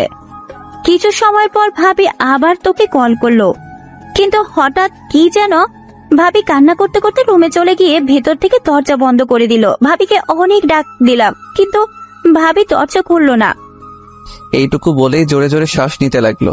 আবার যেই বলতে যাবে, নেহা আমার দিকে তাকিয়ে। আমি রোজার ব্যাপারটা নিয়ে এত বেশি অবাক হইনি, যত বেশি অবাক হয়েছি নেহার কথা বলা দেখে। দু চোখ ড্যাব ড্যাব করে নেহার দিকে তাকিয়ে আছি। নেহা আমাকে এইভাবে ওর দিকে তাকিয়ে থাকতে দেখে ভ্রু কুচকিয়ে আমার দিকে তাকিয়ে বলল, ওই তুই এভাবে কি দেখছিস? বোন, তুই ঠিক আছিস তো? কেন, আবার কি হবে? না মানে আমার মনে হচ্ছে তোর জিনের আঁচল লাগছে, কারণ তুই এত কথা বলা কোথা থেকে শিখেছিস? সব সময় তোর ফাজলামি না করলে ভালো লাগে না। নেহার কথা শুনে জোরে জোরে হাসতে লাগলাম। আমার হাসি দেখে নেহা হেসে উঠল। ভাইয়া, এখন আর বেশি কথা না বলে ভাবির কাছে যা। ঠিক আছে। আর আব্বু আম্মু কি রোজার শরীর ভালো না তা জানে? আব্বু আম্মু তো বাসায় নেই। কেন, কোথায় গিয়েছে? গতকাল সকালে নানিদের বাসায় গিয়েছে, আর আজকে শুক্রবার তাই কালকে চলে আসবে। ও ঠিক আছে, তুই নাস্তা করে নিস। ঠিক আছে বলেই চলে গেল। আমি আবার ঘুরে রুমের দিকে আসতে লাগলাম। রুমের সামনে এসে দেখলাম রোজা যা যা ভেঙেছিল তা পরিষ্কার করছে। আমি প্লেটটা খাটে রেখে রোজার পিছনে গিয়ে বললাম, কি করছো তুমি? হঠাৎ আমার কথা শুনে রোজা কিছুটা কেঁপে উঠল। রোজা পিছনে তাকিয়ে বলল, কালকে তো এইগুলো আমি ভেঙেছিলাম, তাই পরিষ্কার করছি। তুমি কি আমার সাথে ফাইজলামি করছো? কেন, আমি আবার কি করলাম? কেন তুমি জানো না তোমার শরীর খারাপ? হ্যাঁ, তারপর কেন এগুলো করছো? রোজা মুখের কোণে একটা হাসি রেখা ফুটে উঠল। তাহলে এগুলো করবে কে? সেটা তোমার জানার প্রয়োজন নেই, তাই খাবার খেয়ে নাও। রোজা উঠে চুপচাপ গিয়ে খাটে বসে থাকলো, খাবার না খেয়ে আমার চেহারা দিকে তাকিয়ে আছে। আমি রোজার সামনে গিয়ে বললাম, কি হলো, খাবার খাচ্ছ না কেন? খাবার খেতে মন চাচ্ছে না। সেটা না হয় বুঝলাম, কিন্তু আপনার কেন খেতে মন চাচ্ছে না? জানি না। আমি খাবারের প্লেট হাতে নিয়ে বললাম, ফাইজলামি বাদ দেন, আর এখন চুপচাপ খাবার খাবেন, আমি আর কোনো কথা শুনতে চাই না। আমি রোজাকে খাইয়ে দিচ্ছি আর রোজা চুপচাপ খেয়ে যাচ্ছে। ওর চেহারা দেখে বোঝা যাচ্ছে ও এটাই চাইছিল যে আমি ওকে নিজের হাতে খাইয়ে দেই। ভাইবেন না যে আমি আপনাকে ভালোবাসি তাই খাইয়ে দিচ্ছি। আমি চাই না আমার জন্য কেউ না খেয়ে থাকুক, তাই আপনাকে খাইয়ে দিচ্ছি। রোজা কিছুই বলল না, চুপচাপ খেয়ে যাচ্ছে। রোজাকে খাইয়ে জ্বরের ওষুধ খাইয়ে দিয়ে বিছানায় শুয়ে দিলাম। ও শুধু চুপচাপ দেখে যাচ্ছে। পুরো রুম গোছানো শেষ হলো 12:30টায়। গোসল করে নামাজের জন্য রেডি হয়ে বেরিয়ে পড়লাম। কিছু সময় পর নামাজ পড়ে মসজিদ থেকে বের হয়ে আসলাম। এখন হলো আরেক সমস্যা, মাথা ব্যথা প্রচন্ড বেড়ে গেছে। সারা রাত জেগেছিলাম, আবার সকালে নাস্তাও করিনি, পুরো শরীর ক্লান্ত লাগছে। কোন রকমে বাসায় আসলাম, কারোর সাথে কোনো কথা না বলে চুপচাপ রুমে এসে শুয়ে পড়লাম। এক ঘুমে বিকাল 5টায় রোজার ডাকে ঘুম ভাঙলো। কি হলো, আর কত ঘুমাবে? ওঠো। আমি উঠে ওয়াশরুমে চলে গেলাম। ফ্রেশ হয়ে এসে আবার বিছানার উপর শুয়ে পড়লাম। কিছুক্ষণ পর রোজা আবার রুমে আসলো খাবার নিয়ে। আমাকে আবার ঘুমিয়ে থাকতে দেখে আবার আমার কাছে এসে বলল, এই কি হলো, আবার ঘুমিয়ে পড়লা কেন? আমি উঠে বসলাম। প্লিজ দেখো, আমার ভালো লাগছে না, মাথা ব্যথা করছে, আমি এখন ঘুমাবো। ঠিক আছে, খাবার খেয়ে ঘুমিয়ে পড়ো। আমার এখন খাবার খাওয়ার মুড নেই, আমি এখন ঘুমাবো। যেই শুতে যাব। ওই তোকে আমি শুতে বলছি। রোজার চিৎকার শুনে আমার ঘুমানোর স্বাদ মিটে গেছে। আমি বসে আছি আর রোজা আমাকে খাইয়ে দিচ্ছে। রোজাকে দেখে এমন মনে হচ্ছে ওর আর আমার মাঝে কিছু হয়নি। ও যেহেতু পারছে স্বাভাবিক থাকার চেষ্টা করছে। কিছু সময় পর এখন ঘুমাতে পারবো। ঘুমাও। তবে একটা কথা ছিল। কি? রিয়া কল করেছিল। কি? ভয় পেও না, আমি রিয়াকে আমাদের ব্যাপারে কিছুই বলিনি। রোজার চোখের জল স্পষ্ট বোঝা যাচ্ছে। ও আর কিছু না বলে দৌড়ে রুম থেকে বেরিয়ে পড়ল। হঠাৎ মোবাইলটা বেজে উঠল। খাটের কর্নার থেকে মোবাইলটা নিয়ে স্ক্রিনে তাকিয়ে দেখি রিয়া কল করেছে। কেন জানি রিয়ার কলটা ধরতে মন চাচ্ছে না। মোবাইলটা অফ করে দিলাম। বাল কনফিউজড হয়ে গেছে, আসলে আমি ভালোবাসি কাকে। ঘুম আর আসলো না। খাট থেকে নেমে বেলকনিতে গিয়ে বসে থাকলাম। রাতে খাবার খেয়ে রুমে বসেছিলাম, তখন রোজা আসলো। কোনো কথা না বলে লাইট অফ করে খাটে এসে আমার বুকের উপর মাথা দিয়ে শুয়ে থাকলো। রোজার এমন কাজে আমি বেশ অবাকই হচ্ছি। হঠাৎ রোজা বলল, একটা প্রশ্ন করি। আমি যখন না থাকবো তখন কি তুমি আমাকে মিস করবা? আমি কিছু বললাম না, চুপচাপ চোখ বন্ধ করে শুয়ে থাকলাম। ঘুমিয়ে পড়েছো? নিশ্চুপ। রোজা শুধু ফুপিয়ে ফুপিয়ে কাঁদতে লাগলো। এক সময় ও কান্না করতে করতে ঘুমিয়ে পড়ল। আমি রোজাকে আমার বুকের সাথে খুব শক্ত করে জড়িয়ে ধরলাম। কেন জানি এই মেয়ের চোখের পানি আমার সহ্য হয় না। আমি রোজাকে আমার বুকের সাথে খুব শক্ত করে জড়িয়ে ধরে বলতে লাগলাম, জানো রোজা, আমি রিয়ার সাথে 3 বছর ধরে রিলেশনে আছি, কিন্তু আমার কখনো মনে হয়নি যে রিয়া আমাকে আসলেই ভালোবাসে। সবসময় এমনই মনে হতো আমাকে ব্যবহার করছে, কিন্তু এখন কেন জানি রিয়ার কথা আর মনে হয় না। মনটা চাই শুধু তোমার কাছে থাকি সব সময়। তুমি যখন আশেপাশে না থাকো তখন কেমন যেন নিঃস্ব লাগে। এখন কেন যেন তোমার রাগ, অভিমান, থ্রেট সবকিছু ভালো লাগে। আমি তোমাকে ভালোবাসি রোজা, অনেক অনেক ভালোবাসি। কথাটা বলতে আমার হার্টবিট কয়েক গুণ গতিতে লাফাতে শুরু করলো। রোজা চুপচাপ আমার বুকের উপর শুয়ে আছে। জানি না ও আমার কথাগুলো শুনেছে নাকি। আমি রোজার কপালে একটা চুমু এঁকে দিলাম। কিছু সময়ের মধ্যে রোজাকে বুকের সাথে জড়িয়ে ধরে ঘুমিয়ে পড়লাম। সকালে সবাই একসাথে নাস্তা করছি। আব্বু আম্মু খুব সকালেই বাসায় এসে পড়েছে। হঠাৎ রোজা আব্বুকে উদ্দেশ্য করে বলল, আব্বু। মা বল। আব্বু, আমি কিছুদিনের জন্য বাসায় যেতে চাই। রোজা কথাটা বলতে আব্বু আম্মু নেহা আমার দিকে তাকিয়ে আছে। সবার চাওয়ার ধরন দেখে আমার গলা দিয়ে আর খাবার নামলো না। পানি খেয়ে সবাইকে উদ্দেশ্য করে বললাম, তোমরা সবাই আমার দিকে এইভাবে তাকিয়ে আছো কেন? আজকে কি আমাকে একটু বেশি সুন্দর দেখাচ্ছে? কেন মা, এই গাধাটাই কি কিছু বলেছে? কিছু বললে আমাকে বলো, দেখো ওকে কি করি। আমি আহত দৃষ্টিতে আব্বুর দিকে তাকিয়ে আছি। আসলে কি ওনারা আমার বাবা মা, নাকি আমাকে রাস্তা থেকে কুড়িয়ে এনেছে? না, উনি কিছু বলেনি। আসলে আব্বু আম্মুকে অনেকদিন ধরে দেখতে মন চাচ্ছে, তাই ভাবলাম কয়েকদিনের জন্য দেখে আসি। ঠিক আছে যাও, আর এই গাধাটাকেও সাথে করে নিয়ে যাও। না, উনি বললো যাবে না, ওনার কি যেন কাজ আছে। আমি একটু অবাক হলাম রোজার কথায়। বেকার ছেলের আবার কাজও আছে, সারাদিন খায় আর ঘুরে বেড়ায়, এখন বলছে তার নাকি কাজও আছে। আমার দিকে তাকিয়ে বলল, এখন আর নিতে পারতেছি না। আব্বুর কথা শুনে মন যাচ্ছে কেঁদে দেই। আমি কিছু না বলে ওখান থেকে উঠে রুমে চলে আসলাম। রুমে এসে একটা কথাই ভাবতে লাগলাম, রোজা আব্বু আম্মুর কাছে মিথ্যা কথা বলল কেন। কিছু সময় পর রোজা রুমে আসলো, আমার দিকে না তাকিয়ে ওর জামা প্যাক করতে লাগলো। ওরে অবহেলা আমার সহ্য হচ্ছে না। আমি খাট থেকে নেমে রোজার পিছনে গিয়ে দাঁড়ালাম। রোজা, বাসায় কেন যাচ্ছ? বললাম তো আব্বু আম্মুর কথা খুব মনে পড়ছে, তাই দেখা করতে চাচ্ছি। কয়দিন থাকবা? জানি না। বলেই ঘুরে আবারও ওর কাজ করতে লাগলো। আমি তোমার সাথে আসি। রোজা আমার দিকে তাকিয়ে একটু রাগী লোক নিয়ে বলল, না। কেন? তুমি যদি আমার সাথে আসো তাহলে রিয়া কি সময় দিবে কিভাবে? তাই তোমার আমার সাথে আসার কোনো প্রয়োজন নেই। এই মেয়ে এত জেদি কেন বুঝলাম না। কিভাবে যে বলি ওকে ছাড়া আমি থাকবো কিভাবে? হঠাৎ রোজা বলল, রুম থেকে বের হও। কেন? আমি জামা চেঞ্জ করব। ও মাথা নত করে রুম থেকে বের হয়ে আসলাম। কিছু সময়ের মধ্যে রোজা রেডি হয়ে নিচে এসে সবার থেকে বিদায় নিয়ে বেরিয়ে পড়ল। আব্বু ড্রাইভারকে বলে দিয়েছে রোজাকে পৌঁছে দিতে। রোজা চলে গেল, কিন্তু একবারও আমার দিকে তাকালো না। আমি রুমে এসে দরজা লাগিয়ে বেলকনিতে এসে দাঁড়িয়ে থাকলাম। রোজাকে ছাড়া কেমন যেন খালি খালি লাগছে। কোনোভাবে রাত পর্যন্ত সময় কাটালাম, কিন্তু এখন আর ভালো লাগছে না। মন চাচ্ছে রোজার সাথে কথা বলতে, কিন্তু কি বলবো তা ভেবে পাচ্ছি না। রাত 10টায় মাথায় একটা আইডিয়া আসলো। একটু ভয়ে ভয়ে রোজাকে কল দিলাম। একবার রিং হতে রিসিভ করলো, এমন মনে হচ্ছে মোবাইলের সামনে বসেছিল। হ্যালো। বলো, কেন কল দিয়েছো? এমন মনে হচ্ছে আমি আমার এক্সকে কল দিয়েছি। ডিনার করেছেন? এটা জানার জন্য কল দিয়েছো? না, মানে যা বলার জন্য কল দিয়েছিলাম তা ভুলে গিয়েছি। ঠিক আছে, তাহলে রাখলাম। বলেই কল কেটে দিল। বুঝলাম না এই মেয়েটা এত জেদি কেন।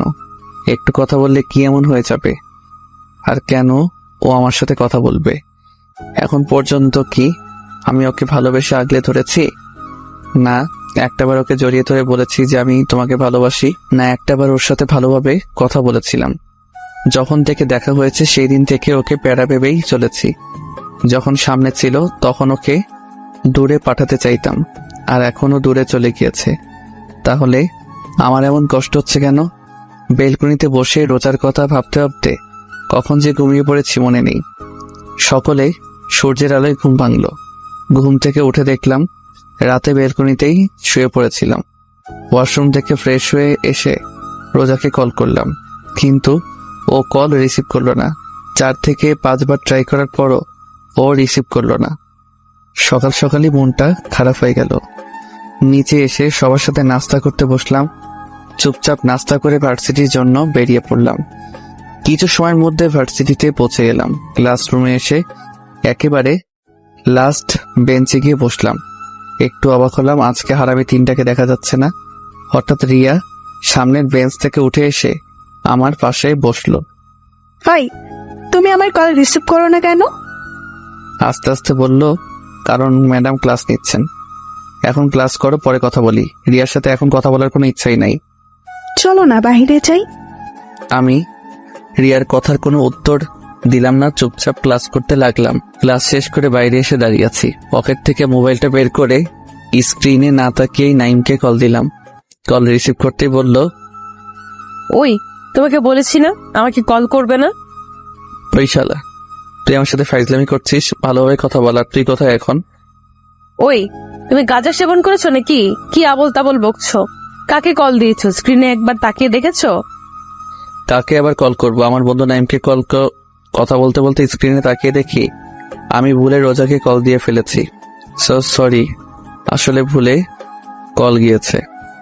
আমি জানি তুমি ভুলে কল দিয়েছো নাকি নিজ ইচ্ছায় কল দিয়েছো। আরে বললাম তো ভুলে কল চলে গিয়েছে। আর আপনি কথা এমন বাড়াচ্ছেন কেন? কি, আমি কথা বেড়াচ্ছি? আরে তোর মতো ছেলেদেরকে আমার চিনা আছে। নিজ ইচ্ছায় কল দিয়ে বলে ভুলে চলে গিয়েছে। ঢং করছিস তুই আমার সাথে? দেখো, তুমি ভুল বুঝতেছো। তোমার সাথে কথা বলার আমার কোনো ইচ্ছাই নেই, আর আমার অনেক কাজ আছে। আর ভালোভাবে কথা বলো, তুই করে কিন্তু আমিও বলতে পারি। বাহ, বেকার ছেলের আবার কাজও আছে। কলটা কেটে দিলাম। প্রচুর রাগ উঠতেছে। যে কোনো ভাবে এই বেকার নামের ট্যাগটা সরাতে হবে। রোজার বলা কথাগুলোই প্রচুর রাগ উঠতেছে। বললাম যে ভুলে কল চলে গিয়েছে, তা না শুনে তুই তাই শুরু করে দিয়েছে। রিয়া পিছন থেকে অনেকবার ডাকতেছিল, কিন্তু ওর সাথে কোনো কথা না বলে ক্যাম্পাস থেকে বের হয়ে আসলাম। এখন উদ্দেশ্য হচ্ছে চৌধুরী ইন্ডাস্ট্রিজ। কিছু সময়ের মধ্যে পৌঁছে গেলাম। কোম্পানির ভিতরে ঢুকে আব্বুর কেবিনের দিকে যাচ্ছি। হঠাৎ আব্বুর প্রিয় শামসুল হক, বয়স 47 হবে, সামনে এসে বলল, আরে বাবা, কেমন আছো? উনি আমার বড়, তাই স্যার ডাকতে মানা করেছি। তাই উনি আমাকে বাবা বলে ডাকেন। আঙ্কেল, আমি ভালো আছি, আপনি কেমন আছেন? আর আব্বু কি কেবিনে? আমিও ভালো আছি। আর বড় স্যার তো এখন একটা ইম্পর্টেন্ট মিটিং এ আছেন। তুমি কেবিনে বসো, আমি বড় স্যারকে বলছি। আমি ওনার সাথে আর কোনো কথা না বলে মিটিং রুমের দিকে এগোচ্ছি। রুমের দরজা খুলে ভেতরে ঢুকে দেখলাম আব্বু আসলে অনেক ইম্পর্টেন্ট একটা মিটিং করছিল, কারণ অনেক লোক ছিল রুমে। সবাই আমার দিকে তাকিয়ে আছে। আব্বু, তোমার সাথে কথা ছিল। কেবিনে গিয়ে একটু ওয়েট করো, মিটিং শেষ পর্যায়ে। আব্বু, তোমার সাথে জরুরি কথা আছে। আব্বু একটু অবাক হলো, তারপর কিছু না বলে মিটিং রুম থেকে বের হয়ে তার কেবিনে আসলাম। আসতে আব্বু বলল, আপনার চরণ আমার কোম্পানিতে ফেলে। আমার কোম্পানিটা ধন্য হওয়া। তুমি কি আমার সাথে মজা নিচ্ছ? আচ্ছা বলো, কি তোমার এমন জরুরি তলব যার জন্য মিটিং রুম থেকে নিয়ে আসলে? কিছুদিন আগে তুমি আমাকে যে অফারটা দিয়েছিলে সেটা কি এখনো আছে? কোনটার কথা বলতেছ? যেটা এখন তোমার মাথায় চলছে। আমার মাথায় এখন চলছে সেই 6 মাস আগের ঘটনা, যেটা তুমি অফিসের প্রথম দিনেই করেছিলে। 6 মাস আগে আমি কি এমন করেছিলাম? ফ্ল্যাশব্যাক। আমি, নেহা আর আব্বু আম্মু বসে সকালে নাস্তা করছিলাম। হঠাৎ আব্বু বলল, নীল, আমি খাওয়া বাদ দিয়ে আব্বুর দিকে তাকিয়ে আছি আর মনে মনে দোয়া করছি, কারণ আব্বু যতদিন আমাকে খাবার টেবিলে ডেকেছে কোনো না কোনো বাস আমি অবশ্যই পেয়েছি। হঠাৎ নেহা আমাকে হালকা ধাক্কা দিয়ে বলল, ওই ভাইয়া, কি ভাবছিস? বেশি কিছু না, আব্বু আমাকে কোন বাস দিবে সেটা পরিকল্পনা করতেছি। কি বললি? না, কিছু না। নীল, আজকে তুমি আমার সাথে অফিসে যাইবা। ও, শুধু আজকেই? এটা কোনো ব্যাপার না। আজকেই না, শুধু প্রত্যেকদিন যেতে হবে। মার্ডাল, আব্বু প্লিজ এই অত্যাচার আমার উপর করো না। এক হলে আমার সাথে অফিসে চলো, আর না হলে আমার বন্ধুর মেয়েকে বিয়ে করো। বলেই আবার খাবার খেতে লাগলো। আমি তো তোমার সব বন্ধুদের চিনি, কিন্তু তাদের কারোর তো কোনো মেয়ে নেই, আর থাকলে তাদের বিয়ে হয়ে গিয়েছে। তুমি আমার এক বন্ধুকে এখন পর্যন্ত দেখোনি, কারণ ওরা এখানে থাকে না। এখন বলো, অত্যাচার সহ্য করবে নাকি বিয়ে করবে? আমি রাজি। কি, তুই বিয়ে করতে রাজি? আরে না, আমি আব্বুর সাথে অফিসে যেতে রাজি। কি আর করার, নাস্তা করে অফিসের জন্য রেডি হয়ে আব্বুর সাথে অফিসে আসতে হলো। অফিসে এসে আব্বু সবার সামনে একটা ঘোষণা করলো যে এখন থেকে এই কোম্পানির সব দায়িত্ব আমার উপর। প্যারা। আব্বু আমাকে আমার কেবিন দেখিয়ে দিল। কেবিনে গিয়ে বসতে না বসতেই দরজায় শামসুল হক নক করলো। স্যার, আসবো? আসেন। শামসুল হক ভিতরে আসতে আব্বু বলল, শামসুল সাহেব, আজ থেকে আপনি আমার ছেলের পিএ। ওকে সবকিছু ভালোভাবে বুঝিয়ে দিবেন। ঠিক আছে স্যার। আব্বু, তুমি কি এখন কোথাও যাবে নাকি? বাসায় যাচ্ছি তোমার আম্মুকে সময় দিতে। আর আমি? তুমি আমার কোম্পানিটা সময় দাও। 3 ঘন্টা শামসুল হক মানে আমার পিএ আমার মাথা খাইলো। তারপর আমাকে সব বুঝিয়ে দিয়ে উনি চলে গেলেন। আর আমি এই সুযোগে আব্বুকে একটা মেসেজ করে অফিস থেকে পালিয়ে গেলাম। 2 দিন পর্যন্ত বাসায় না এসে হোটেলে থাকলাম, কারণ আম্মু বলেছিল আব্বু নাকি রেগে আছে। তাই আব্বু রাগ কমার পরই বাসায় আসলাম। ভেবেছিলাম আব্বু হয়তো বিয়ের কথাটা ভুলে গিয়েছে। কিন্তু কিছুদিন আগে আব্বুর কথা মতো আমার বিয়ে করিয়ে দিল তার বন্ধুর মেয়ের সাথে। বর্তমানে এখন খেয়াল হয়েছে আপনার? আপনি কি করছিলেন? ও, ওটা তো ভুলে হয়ে গিয়েছিল। এখন আমি আর সেই ভুল করার আর সুযোগ দিতে চাই না। আব্বু প্লিজ, এখন আমি ভালো হয়ে গিয়েছি, ভালোভাবে সব দায়িত্ব পালন করব। আর ওদিনের জন্য সরি। একবার ভেবে দেখো, এটা কিন্তু অনেক বড় দায়িত্ব। এই বেকার নামের ট্যাগটা সরাতে আমি সব করতে রাজি। ঠিক আছে, তাহলে আমি মিটিংটা শেষ করে শামসুল সাহেবকে তোমার কথা বলে বাসায় চলে যাচ্ছি। ঠিক আছে। আব্বু চলে গেল। কিছু সময় পর শামসুল হক এসে আমাকে আগের মতো সবকিছু বুঝিয়ে দিতে লাগলো। সন্ধ্যা অফিস থেকে বের হলাম। আজকের দিনটা কেমন যেন লাগছে। আজকে থেকে আর কেউ আমাকে বেকার বলবে না, এটা ভেবে এক অন্যরকম ভালো লাগা কাজ করছে। রিকশায় করে বাসায় আসলাম। বাসায় আসতেই কারোর সাথে কোনো কথা না বলে দিলাম এক ঘুম। রাত 10টায় ঘুম থেকে উঠলাম, ফ্রেশ হয়ে নিচে আসলাম।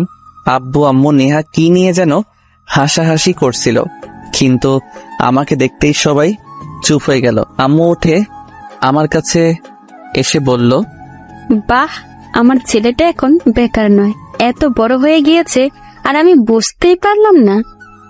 আম্মু কথাটা বলতেই সবাই আবার হাসতে শুরু করলো। আমার সাথে কি তোমরা মজা নিচ্ছ? হুম। এভাবে এক সপ্তাহ পর আজকে আর অফিসে যেতে মন চাচ্ছে না, কারণ কাল সারা রাত রোজার কথা ভাবতে ভাবতে না ঘুমিয়ে কাটিয়ে দিয়েছি। সেই দিনের পর থেকে রোজার সাথে এখনো পর্যন্ত আমার কোনো যোগাযোগ হয়নি। প্রতিটা মুহূর্তে ওর কথা মনে হয়, কিন্তু কথা বলতে পারি না, কারণ সব দোষ আমার। কিন্তু আব্বু আম্মু রোজার ব্যাপারে কোনো কথা বলছে না, কারণ কি? বেলকনিতে দাঁড়িয়ে এগুলো ভাবছিলাম। হঠাৎ পিছন থেকে নেহা বলল, ভাইয়া নাস্তা করবি না? আম্মু ডাকছে।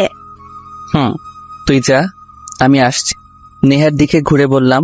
নেহা আমার সামনে এসে আমাকে জড়িয়ে ধরে বলল, ভাইয়া, তুই কি কোনো ব্যাপার নিয়ে আপসেট?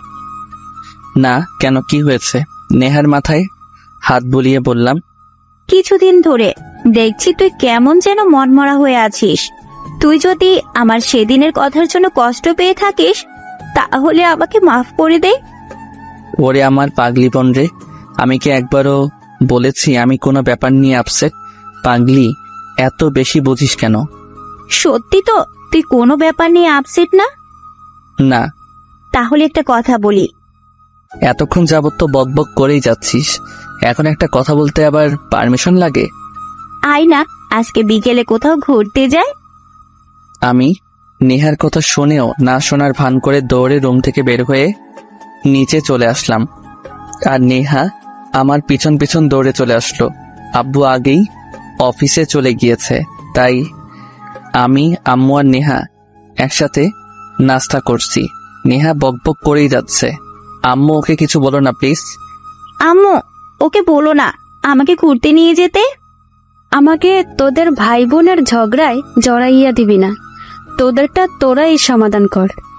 তুই আমার সাথে যাবি কেন? তোর বয়ফ্রেন্ডের সাথে যা। শোন, আমার কোনো বয়ফ্রেন্ড নেই, আর বিয়ের আগে রিলেশন করা হারাম। আর বিয়ের পর আমার স্বামীর সাথে ঘুরবো, তোকে বলবো না। এখন বল, নিয়ে যাবি নাকি? নেহার কথাটা শুনতেই রোজার কথা মনে পড়ে গেল। ও পাগলি মেয়েটাও তো আমাকে প্রত্যেক দিন এই একই কথাই বলতো, কিন্তু আমি তখন ওর কথার কোনো মূল্য দিতাম না। ওই ভাইয়া, কি ভাবছিস? বল না, নিয়ে যাবি নাকি? আচ্ছা ঠিক আছে, নিয়ে যাব। এখন আমার মাথা না খেয়ে খাবার খা। বিকেলে আসর নামাজ আদায় করে বাড়িতে আসলাম। তারপর নেহাকে নিয়ে ঘুরতে বের হলাম। নেহার সাথে ঘুরতে ঘুরতে রাত 8টা বেজে গেল। হঠাৎ নেহা বলল, ভাইয়া, অনেক ক্ষুধা লেগেছে, রেস্টুরেন্টে চল। ঠিক আছে চল। নেহাকে নিয়ে একটা রেস্টুরেন্টে আসলাম। রেস্টুরেন্টে গিয়ে এক টেবিলের দিকে আমার চোখ আটকে গেল, কারণ রিয়া একটা ছেলের সাথে বসে আছে। আমি নেহাকে নিয়ে অন্য পাশ দিয়ে ঘুরে এসে রিয়াদের পিছনে টেবিলে বসলাম। এখান থেকে ওদের কথা স্পষ্ট শোনা যাচ্ছে। আমি নেহাকে বললাম খাবার অর্ডার করতে। হঠাৎ রিয়া যা বলল তার জন্য মোটেও প্রস্তুত ছিলাম না, কারণ পাশের ছেলেটাকে বলল, আবির, তুমি আমাকে কবে বিয়ে করবে? দেখো রিয়া, আমাকে আর কিছুদিন সময় দাও, আমি এখন একটু টেনশনে আছি। দেখো আবির, আমাকে ধোকা দিও না, কারণ আমার পেটে আমাদের দুজনের সন্তান আছে। প্লিজ যা করার তাড়াতাড়ি করো। রিয়ার কথা শুনে আমার মাথায় বাজ পড়ল। এই মেয়ের জন্য আমি রোজাকে এখন পর্যন্ত আমার বউ হিসেবে গণ্য করলাম না। ওর জন্য রোজাকে এত ভালোবাসার পরেও ওকে বলতে পারলাম না যে আমি তোমাকে ভালোবাসি। রোজা, মনটা চাচ্ছে এই মেয়েকে কষে কয়টা থাপ্পড় দেই। তারপরেও রাগটাকে চেপে রাখলাম শুধু নেহার জন্য। তারপর খাবার অর্ডার করলাম, আর আমার পেট রিয়ার কথা শুনে বড় হয়ে গিয়েছে। কিছু সময় পর নেহাকে নিয়ে বাসায় চলে আসলাম। বাসায় আসতেই সোজা আমার রুমে চলে আসলাম। মাথা প্রচুর গরম হয়ে আছে। রাগ কমাতে না পেরে সোজা ওয়াশরুমে চলে এসে শাওয়ার ছেড়ে ভিজতে লাগলাম। আধা ঘন্টা যাবৎ ভিজার পরেও মাথা ঠান্ডা হচ্ছে না। আর রাগ কন্ট্রোল করতে না পেরে সোজা দেয়ালে 4-5টা ঘুষি মারলাম। হাতের প্রচন্ড ব্যথায় মাথা কিছুটা ঠান্ডা হয়েছে। ঘন্টাখানেক ভিজার পরে ওয়াশরুম থেকে বের হয়ে আসলাম। বাম হাতটা প্রচন্ড ব্যথা করছে, কিন্তু মনের কষ্টের কাছে এই হাতের ব্যথা কিছুই না। হঠাৎ মনে হলো আমি তো পকেট থেকে মোবাইল, মানিব্যাগ কিছুই বের করিনি। মাথাটা আবার নষ্ট হয়ে গেল। প্রচুর জিদ নিয়ে পকেট থেকে মোবাইলটা বের করলাম। মোবাইলটা হাতে নিয়ে দেখি একেবারে ভিজে গিয়েছে। মনে আল্লাহর নাম নিতে নিতে পাওয়ার বাটনে ক্লিক করতে দেখলাম মোবাইলে এখনো পর্যন্ত বেঁচে আছে। মানে মোবাইলে ওয়াটারপ্রুফ ছিল, তাই কিছু হয়নি। জামা কাপড় চেঞ্জ করে মোবাইলটা হাতে নিয়ে রোজাকে কল করলাম, কিন্তু আমার যে সুন্দর ভাগ্য, মন চাচ্ছে মোবাইলটাকে সুন্দরভাবে শরীরের প্রচন্ড শক্তি দিয়ে ফ্লোরে এমনভাবে ছুঁড়ে মারি যেন শালাই টুকরো টুকরো হয়ে যায়। কিন্তু কি করবো, এটা রোজার দেয়া প্রথম গিফট। এত বড় কোম্পানির মালিক, অথচ আমার মোবাইলে ব্যালেন্স শেষ। এক বালতি কষ্ট নিয়ে নেহার রুমে আসলাম। নেহা, তোর মোবাইলটা একটু দে তো। কেন? একটু দরকার আছে। নেহা আর কোনো কথা না বলে মোবাইলটা আমার দিকে বাড়িয়ে দিল। রোজার নাম্বারে 5-6 বার কল করলাম, কিন্তু ওর মোবাইল বন্ধ বলছে। শেষমেশ আর কোনো উপায় না পেয়ে আব্বু আম্মুর রুমে চলে এলাম। আম্মু, আসবো? আমি বলেছি না আমাদের রুমে আসতে পারমিশন নেওয়ার প্রয়োজন নেই। আচ্ছা, সরি। তো নবজাদা, কি বলার জন্য আমাদের কাছে এসেছেন? আব্বু, আমি কালকে রোজাদের বাসায় যেতে চাই। আব্বু আম্মু চোখ বড় বড় করে আমার দিকে তাকিয়ে আছে। কি হলো, তোমরা এইভাবে তাকিয়ে আছো কেন? আব্বু আম্মু একসাথে বলল, না, কিছু না। ঠিক আছে। একটা প্রবলেম আছে। কি প্রবলেম? আমি তো রোজাদের বাসা চিনি না। ও ঠিক আছে, আমি তোমাকে অ্যাড্রেস সেন্ড করে দিব। ঠিক আছে। আব্বু আম্মু রুম থেকে বের হয়ে রুমে চলে আসলাম। মাথাটা প্রচন্ড ব্যথা করছিল, তাই ঘুমিয়ে পড়লাম। সকালে ঘুম থেকে উঠে বাম হাতের দিকে তাকিয়ে দেখলাম হাতটা কিছুটা ফুলে গিয়েছে। তারপরে ব্যথাটাকে হজম করে নিয়ে ফ্রেশ হয়ে নাস্তা করে সবার সাথে বিদায় নিয়ে রওনা দিলাম নারায়ণগঞ্জ টু খুলনার উদ্দেশ্যে। সকাল 11টা, ড্রাইভ করছিলাম। হঠাৎ মোবাইলে রিয়ার কল আসলো। প্রচুর বিরক্তি নিয়ে ওর কলটা কেটে দিলাম। এক এক করে 6 বার কল করলো, আর 6 বারই আমি ওর কলটা কেটে দিলাম। হঠাৎ আবার ও কল দিল। এবার ওর কলটা রিসিভ করলাম। রিসিভ করতে রিয়া বলল, হ্যালো, শোনো, প্লিজ কল কেটে দিও না। প্লিজ আমার কথাটা একবার শোনো। বলো। নীল, কালকে আমি তোমাকে রেস্টুরেন্টে দেখেছিলাম, আর এটাও জানি তুমি আমার আর আবিরের সব কথা শুনেছ। আমি তোমাকে একটা কথা বলতে চাই। আমি তোমাকে আসলে অনেক ভালোবাসতাম, কিন্তু 1 বছর আগে আমার বোনের বিয়েতে আবিরের সাথে আমার প্রথম দেখা হয়। তারপর ওর সাথে কথা বলতে বলতে ওকে অনেক ভালোবেসে ফেলি। কাল রাতে আবির ওর বাবা মা আর আমার বাবা মার সাথে আমাদের সম্পর্কের কথা বলে, আর তারা রাজি হয়ে যায় আমার আর আবিরের বিয়ের জন্য। আর কিছুদিন পরে আমাদের বিয়ে। প্লিজ নীল, আমাকে মাফ করে দাও, আমাকে ভুলে যাও। আমি জানি তুমি আমাকে অনেক রিয়া, 1 মাস আগে আমার বিয়ে হয়ে গিয়েছে। আমার কথা শুনতে রিয়া একদম চুপ হয়ে গেল, কোনো আওয়াজ হচ্ছে না। আমি আর কিছু না বলে কলটা কেটে দিলাম। প্রায় 10 ঘন্টা জার্নি করে অবশেষে খুলনা পৌঁছালাম। সন্ধ্যা 6টা, রোজাদের বাড়ির সামনে দাঁড়িয়ে আছি। ভিতরে ঢুকতে কেমন যেন ভয় লাগছে। বেশি কিছু না ভেবে কলিং বেল বাজালাম। কিছু সময় পর রোজা এসে দরজা খুলে দিল। রোজা আমাকে দেখতেই ভূত দেখার মতো চমকে উঠলো, আর আমি রোজাকে দেখে একটু অবাক হলাম, কারণ ওর চেহারা একেবারে শুকিয়ে আছে। কি হলো, এমন ভাবে তাকিয়ে আছো কেন? তুই এখানে কেন? আমি এখানে কেন মানে? রোজা যেই কিছু বলতে যাবে তার আগে ভিতর থেকে রোজার আব্বু বলে উঠল, রোজা মা, কে এসেছে? রোজা কিছু বলতে যাবে তার আগে আমি রোজাকে পাশ কাটিয়ে ভিতরে চলে আসলাম, কারণ রোজা হয়তো এই জন্মে আমাকে বাসায় ভিতরে ঢুকতে দিবে না। রোজা আমার পিছন পিছনে আসছে আর আমার 14 গোষ্ঠী উদ্ধার করছে। হলরুমে এসে দেখলাম রোজার আব্বু আম্মু সোফায় বসে আছে। রোজার বাবা আমাকে দেখতেই বলল, আরে বাবা নীল, কেমন আছো? আসসালামু আলাইকুম আঙ্কেল আন্টি, আমি ভালো আছি, আপনারা কেমন আছেন? ওয়ালাইকুম সালাম, আমরা ভালো আছি। তো আমার মেয়েটাকে এতদিন আগে পাঠিয়ে দিয়ে তুমি এত লেট করে আসলে কেন? সরি আন্টি, আসলে একটু কাজ ছিল তাই আসতে একটু দেরি হয়ে গিয়েছে। আরে ছেলেটা মাত্র আসলো, ওকে একটু রেস্ট করতে দাও। ঠিক আছে রোজা মা, যা নীলকে রুমে নিয়ে যা। রোজা আমার পিছনে দাঁড়িয়েছিল। পিছনে ঘুরে রোজার দিকে তাকিয়ে আমি ভয় পেয়ে গেলাম, কারণ ও ভুরু কুচকিয়ে আমার দিকে তাকিয়ে আছে।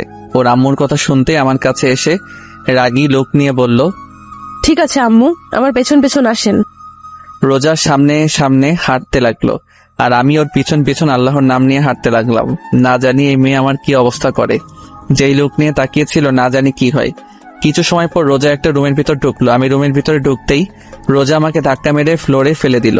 ও মাগো, চিৎকার করতেও দিল না, তার আগেই ও আমার মুখ চেপে ধরে বলতে লাগলো, চুপ, একদম চুপ, চিৎকার দিবি না, চিৎকার করলে একেবারে মেরে ফেলবো। একেবারে রেগে গিয়ে ওর চোখ লাল বর্ণ ধারণ করেছে। আর এই দিকে আমার অবস্থা গলাকাটা মুরগির মতো। ফ্লোরে পড়ার সময় আমার বাম হাত কোমরের নিচে ছিল আর ফ্লোরে পড়তে অবস্থা টাইট। হঠাৎ রোজা খেয়াল করলো আমার চোখ দিয়ে পানি পড়ছে। তারপরেও আমাকে না ছেড়ে আমার বুকের উপর বসে দুহাত দিয়ে আমার গলা টিপে ধরলো। আমি না পারতেছি বলতে আর না পারতেছি সহ্য করতে। হঠাৎ রোজা বলতে লাগলো, তুই এখানে কেন এসেছিস? তোর সাথে আমার আর কোনো সম্পর্ক নেই। তুই এক্ষুনি এই বাসা থেকে বের হয়ে যাবি, না হলে তোকে একেবারে মেরে ফেলবো। যা তোর প্রেমিকার কাছে যা, এখানে এসেছিস কেন? কথাগুলো বলতে বলতে রোজা নিজেই কেঁদে ফেললো। রোজার অবস্থা থেকে বুঝতে পারলাম ও প্রচুর অভিমান করেছে, সাথে রেগেও আছে। ও এখন পর্যন্ত আমার গলায় টিপ দিয়ে রাখছে। এখন আমার দম প্রায় বন্ধ হয়ে আসছে। হঠাৎ রোজা আমাকে ছেড়ে দিয়ে আমার উপর থেকে উঠে বেলকনিতে চলে গেল। হয়তো ও ওর চোখের পানি লুকানোর চেষ্টা করছে। রোজা আমাকে ছাড়তে আমি গলা ধরে কাশতে লাগলাম, আর হাতের ব্যথা বলার মতো না। কিছু সময় পর আমি উঠে বেলকনির দিকে আসলাম। বেলকনিতে আসতে দেখলাম ও ফ্লোরে বসে কান্না করছে। আমি রোজার কাঁধে হাত রাখতেই ও কিছুটা কেঁপে উঠল। সরি, জানি একটা সরিতে তো আর সবকিছু ঠিক হয়ে যাবে না, তারপরে বললাম, তোর শরীর খেতায় আগুন, হাত সরা আমার শরীর থেকে। রোজা উঠে ওর রুম থেকে বাইরে চলে গেল। বুঝতে পারলাম ও প্রচুর পরিমাণে অভিমান করে আছে। এত সহজে ওর এই অভিমান ভাঙা সম্ভব না। আমি বেলকনিতে আর না থেকে রুমে আসলাম। এতক্ষণ যাবৎ আমি রোজার রুমে ভালোভাবে তাকাইনি। রোজার রুমটা দেখে বেশ অবাক হলাম। ওর রুমটা পুরো গুছানো, সবকিছু সুন্দর করে সাজানো হয়েছে। কিন্তু আমার অবাক হওয়ার কারণ এটা না। আমার অবাক হওয়ার কারণ হচ্ছে বাম পাশের পুরো দেয়ালে রোজার আর একটা মেয়ের ছবি লাগানো। মেয়েটা রোজার থেকে কিছুটা বেশি সুন্দর আর মায়াবীও। কিন্তু আমি যতটুকু জানি রোজার তো কোনো বোন নেই, তাহলে এটাকে। আমি ওয়াশরুমে চলে গেলাম ফ্রেশ হওয়ার জন্য। কিছু সময় হাতের কবজি পানিতে ভিজিয়ে রাখলাম, কারণ আগের তুলনায় এখন আরো বেশি ফুলে গিয়েছে। কিছু সময় পর ফ্রেশ হয়ে ওয়াশরুম থেকে বের হলাম। বের হতে দেখলাম রোজা খাটে বসে নাস্তা খাচ্ছে। রোজা যেন আমার হাতটা না দেখে, তাই কবজি পর্যন্ত পকেটে ঢুকিয়ে রাখলাম। রোজা শুধু সাপের মতো ফোঁসফোঁস করতেছে আর খেয়েই যাচ্ছে। ওকে এইভাবে দেখে আমার ভয় করছে, আবার হাসিও পাচ্ছে, কারণ প্রচন্ড রাগের কারণে ওর নাক, গাল, চোখ একেবারে লাল হয়ে আছে। আমি রোজার সামনে গিয়ে বললাম, এত জিদ করলে তোমার ব্লাড প্রেশার বেড়ে যাবে। আমার শরীর, আমি যা মন চায় তা করবো, তোর কি? আর তুই আমার বিছানায় বসেছিস কেন? বলেই আমাকে আবার ধাক্কা দিল আর আমি খাট থেকে সোজা ফ্লোরে পড়ে গেলাম। আর পড়তেই আমার জান যায় যায় অবস্থা। একেবারে চুপ হয়ে রোজার দিকে তাকিয়ে, কান দিয়ে গরম হাওয়া বের হচ্ছে। রোজা আমার অবস্থা দেখে অদ্ভুত দৃষ্টিতে তাকিয়ে আছে। রাতে সবাই একসাথে ডিনার করলাম। কিছু সময় কথা বলে রোজার সাথে রুমে চলে আসলাম। রুমে আসতেই রোজা বিছানায় পুরো মাঝ বরাবর শুয়ে পড়ল আর আমি অসহায় দৃষ্টিতে দাঁড়িয়ে ওর দিকে তাকিয়ে আছি। অনেকক্ষণ হয়ে গেল, এখন আর দাঁড়িয়ে থাকা সম্ভব না, তাই সোফায় বসে পড়লাম। অনেক চেষ্টা করছি যেন ও একবার আমার দিকে তাকায়, কিন্তু তাকাচ্ছেই না। শেষমেশ আর কোনো জায়গা না পেয়ে সোফাতে শুয়ে পড়লাম। কখন যে ঘুমিয়ে পড়লাম বুঝতে পারলাম না। সকালে ঘুমিয়েছিলাম, হঠাৎ হাতে কেমন যেন ঠান্ডা ঠান্ডা অনুভব হচ্ছে, সাথে এমন লাগছে কে যেন কান্না করছে। হালকা চোখ খুলে দেখি রোজা আমার বাম হাতে বরফ ঘষে দিচ্ছে আর কান্না করছে। ও কান্না কেন করছে তা বুঝতে পারলাম না। হঠাৎ ও বলতে লাগলো, একবার শুধু ঘুম থেকে উঠে দেখো তোমাকে কি করি। আমাকে কাঁদাতে কি তোমার ভালো লাগে যে এত কাঁদাও? যখন থেকে আসছি তখন থেকে শুধু কষ্ট দিয়েই যাচ্ছ। আমাকে কষ্ট দিচ্ছ তা আমি মেনে নিলাম, কিন্তু তুমি নিজের হাতটার এই অবস্থা করলে কিভাবে? কালকে টাকা দিয়ে ফেলে দিয়েছিলাম তার জন্য হয়েছে নাকি আবার? নাকি কালকে আসার সময় আবার ওনার অ্যাক্সিডেন্ট হয়েছিল নাকি? এতক্ষণ যাবৎ রোজা কেঁদে কেঁদে এগুলো বলেই যাচ্ছিল। হঠাৎ রোজা উঠে বেলকনির দিকে দৌড় দিল। বেলকনি থেকে গাড়ি পার্কিং এর জায়গা দেখা যায়। আমার জানা মতে ও আমার গাড়ি দেখতে বেলকনিতে গিয়েছে, যে আসলে আমার অ্যাক্সিডেন্ট হয়েছিল নাকি। কিছু সময় পর আবার এসে হাতে বরফ ঘষে দিতে লাগলো। রোজার কাণ্ড কারখানা দেখে আমার প্রচন্ড হাসি পাচ্ছে, কিন্তু হাসতে পারছি না। ও যেই থ্রেড দিয়েছে আমি চোখ হালকা খুলে রেখেছিলাম। হঠাৎ রোজা আমার চোখের দিকে তাকালো, আর আমি সাথে সাথে চোখ বন্ধ করে ফেললাম। আমি মনে মনে ভাবছিলাম হয়তো দেখে ফেলেছে আমি জেগে আছি। হঠাৎ রোজা বলতে লাগলো, বুঝলাম না, এত ঠান্ডা বরফ তার হাতের মধ্যে লাগিয়ে রেখেছি, কিন্তু ঘুম ভাঙার নাম নিশানা নেই। সোফায় শুয়ে মরে গেল নাকি আবার? হঠাৎ আমার গলায় রোজার হাতের স্পর্শ পেলাম। আমি নিশ্চিত যে ও চেক করছে আমি বেঁচে আছি নাকি মরে গিয়েছি। আমি ওর এই কাজ দেখে আর ঠিক থাকতে পারলাম না, ফিক করে হেসে উঠলাম। আমি হাসতে গড়াগড়ি খাচ্ছি, আর রোজা আমার দিকে ভুরু কুচকিয়ে তাকিয়ে আছে। অনেক সময় হয়ে গেল, কিন্তু আমি এখনো পর্যন্ত হেসেই যাচ্ছি। এখন রোজার রাগ উঠে গেছে, ও দাঁড়িয়ে বলল, শয়তানটা মরে গেলেই ভালো হতো। বলেই রোজা রুম থেকে বের হয়ে গেল, আর আমি উঠে ফ্রেশ হতে ওয়াশরুমে চলে গেলাম। কিছু সময় পর ফ্রেশ হয়ে নিচে এসে সবার সাথে নাস্তা করে আবার রুমে চলে এলাম। রুমে এসে সোজা বেলকনিতে চলে এলাম।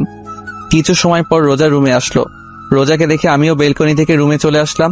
রুমে আসতে দেখলাম রোজা মুখ ফুলিয়ে খাটে বসে আছে। ওকে এইভাবে দেখতে অনেক কিউট লাগছে। এখন আর খাটে বসলাম না, যদি আবার ধাক্কা মেরে ফেলে দেয়। তাই সোফায় গিয়ে বসলাম, আর এক দৃষ্টিতে রোজার দিকে তাকিয়ে থাকলাম। রোজা অন্যদিকে মুখ ঘুরিয়ে নিল, কিন্তু কিছুক্ষণ পরপরই আমার দিকে তাকাচ্ছে। ওর এইভাবে তাকানো দেখে আমার অনেক ভালো লাগছে। আরো কিছু সময় তাকিয়ে থাকার পর হঠাৎ রোজা বলল, এই আপনি অযথা আমার দিকে তাকিয়ে আছেন কেন? রোজার এইভাবে কথা বলা অনেক মজা লাগছে, কারণ ও কিছুক্ষণ তুই করে বলে, কিছু সময় তুমি, আবার এখন আপনি করে বলছে। আমি ওকে রাগানোর জন্য বললাম, আপু আমি আপনার ছোট, তাই তুমি করে বললেই ভালো হবে। ব্যাস, কাজ হয়ে গিয়েছে। রোজা তো তেলে বেগুনে জ্বলে উঠল। ওই আপু কাকে বললা? হ্যাঁ, তোমাকে আর কাকে বলবো, এখানে তো আর কেউ নেই। আজকে তোকে ছাড়বো না। বলেই খাট থেকে নেমে এসে আমার সামনে দাঁড়িয়ে আমার টি শার্টের কলার ধরে টেনে তুলে বলল, আমি তোর বোন লাগি কুত্তা? বউকে বোন বলতে তোর লজ্জা করে না? কিন্তু আমার বউ তো আমাকে ভালোবাসে না। কে বলছে আমি তোকে ভালোবাসি না? আমি তোকে অনেক ভালোবাসি।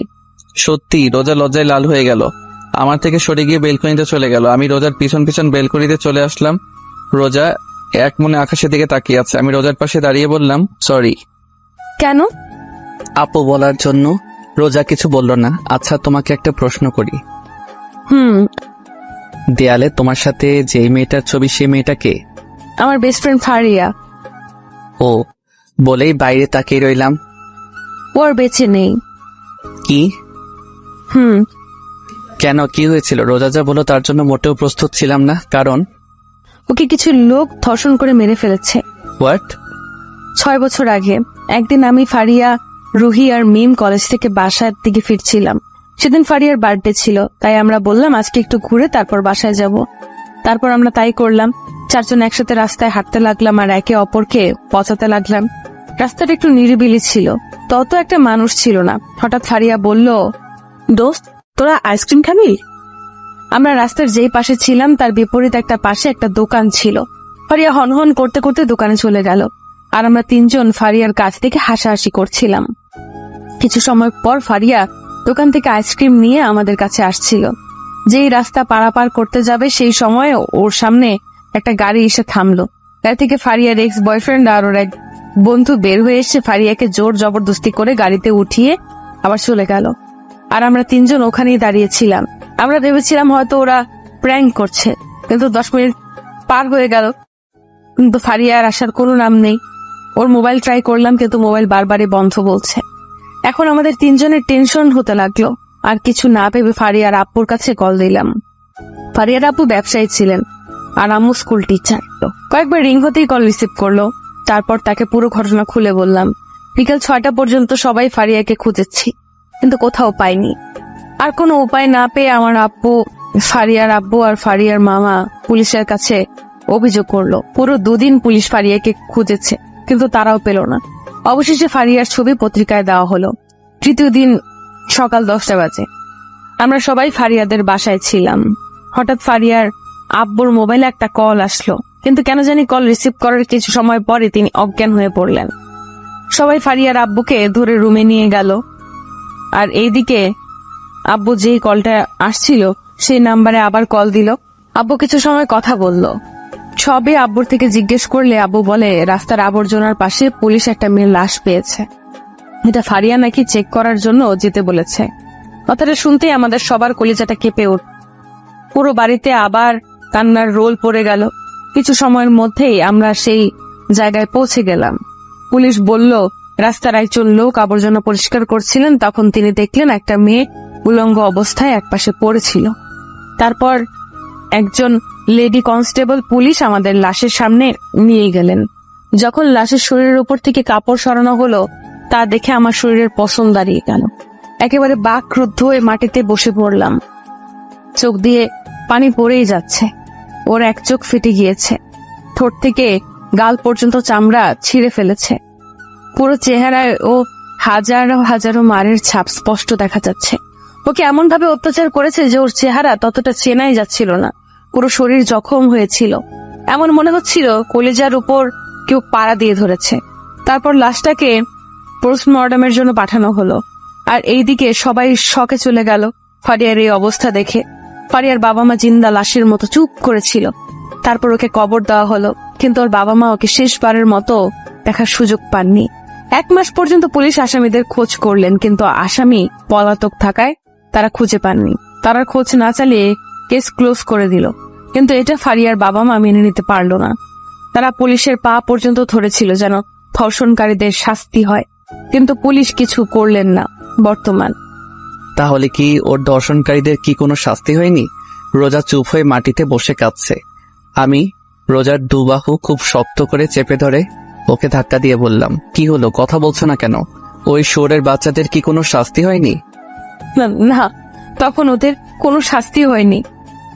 আমি রোজার সামনে থেকে উঠে ছাদে চলে আসলাম। প্রচুর রাগ উঠতেছে। একটা মেয়েকে এমন নির্মমভাবে ধর্ষণ করে হত্যা করার পরেও দর্শকদের কোনো বিচার হলো না। রোজার বলা কথাগুলো ভাবতে লাগলাম। হঠাৎ আমি দাঁড়িয়ে গেলাম। ঠোঁটের কোণে একটা হাসির রেখা ফুটে উঠেছে, কারণ রোজা বলল তখন তারা তাদের পাপের কোনো শাস্তি পায়নি, তার মানে এখন পেয়েছে। কিন্তু শাস্তি কে দিয়েছে, কবে দিয়েছে এবং কিভাবে দিয়েছে, এমন হাজারো কথা মনে চলছিল। আর এই সব কথার উত্তর একজনই দিতে পারবে। আমি দৌড়ে ছাদ থেকে রুমে চলে আসলাম। রুমে আসতে দেখলাম রোজা চুপচাপ দাঁড়িয়ে দেয়ালে ওর আর ফারিয়ার ছবিটার দিকে তাকিয়ে আছে। আমি রোজার সামনে গিয়ে ওর হাত ধরে টেনে এনে খাটে বসালাম। ও চুপচাপ আমার দিকে তাকিয়ে আছে। আমি ওর সামনে ফ্লোরে হাঁটু গেড়ে বসে বললাম, তুমি বলছো তখন ওরা ওদের পাপের শাস্তি পায়নি, তার মানে কি এখন পেয়েছে? রোজা মাথা দুলিয়ে হ্যাঁ বলল। কিভাবে পেয়েছে আর কে দিয়েছে? 4 বছর পর খুলনা সোনাডাঙ্গা মডেল পুলিশ স্টেশনের ওসি পদে নিয়োগ হলাম। তারপর ফারিয়ার রেপ কেস রিওপেন করলাম। দীর্ঘ 1 বছর আসামিদের খোঁজার পর অবশেষে ওদের দিনাজপুরে খুঁজে পেলাম। তারপর ওদের সেখান থেকে নিয়ে এসে ফারিয়াদের গেস্ট হাউসে রাখলাম। আর এই সব কিছুতে সাহায্য করেছে আমার 4 জন ফ্রেন্ড। আসামি ছিল 3 জন। ওদের 2 ঘন্টা যাবৎ 3rd ডিগ্রি টর্চার করার পরই ওরা সত্য কথা বলে দিয়েছিল যে ওরা 2 দিন একটানা ফারিয়াকে ধর্ষণ করেছিল। তারপর ওকে মেরে রাতে আবর্জনার কাছে ফেলে দিয়ে ওরা পালিয়ে যায়। লাগাতার 4 দিন ওদের টর্চার করা হলো। টর্চার করার সময় ওরা শুধু ওদের মেরে ফেলার জন্য অনুরোধ করত। তার পরের দিন কোর্টে ওরা যে ফারিয়ার রেপ করেছে তার এভিডেন্স পাঠিয়ে দিলাম। কোর্ট থেকে ওদের মৃত্যুদণ্ডের আদেশ আসলো। তারপর মাঝ রাস্তায় সবার সামনে ওদের ক্রস ফায়ার করে মেরে ফেলা হয়, যেন পরের বার আর কোনো মেয়ের ধর্ষণ করার কথা কেউ ভাবতেও না পারে। তো ফারিয়ার বাবা মা খুশি হয়নি যে তার মেয়ের ধর্ষণকারীদের শাস্তি হয়েছে?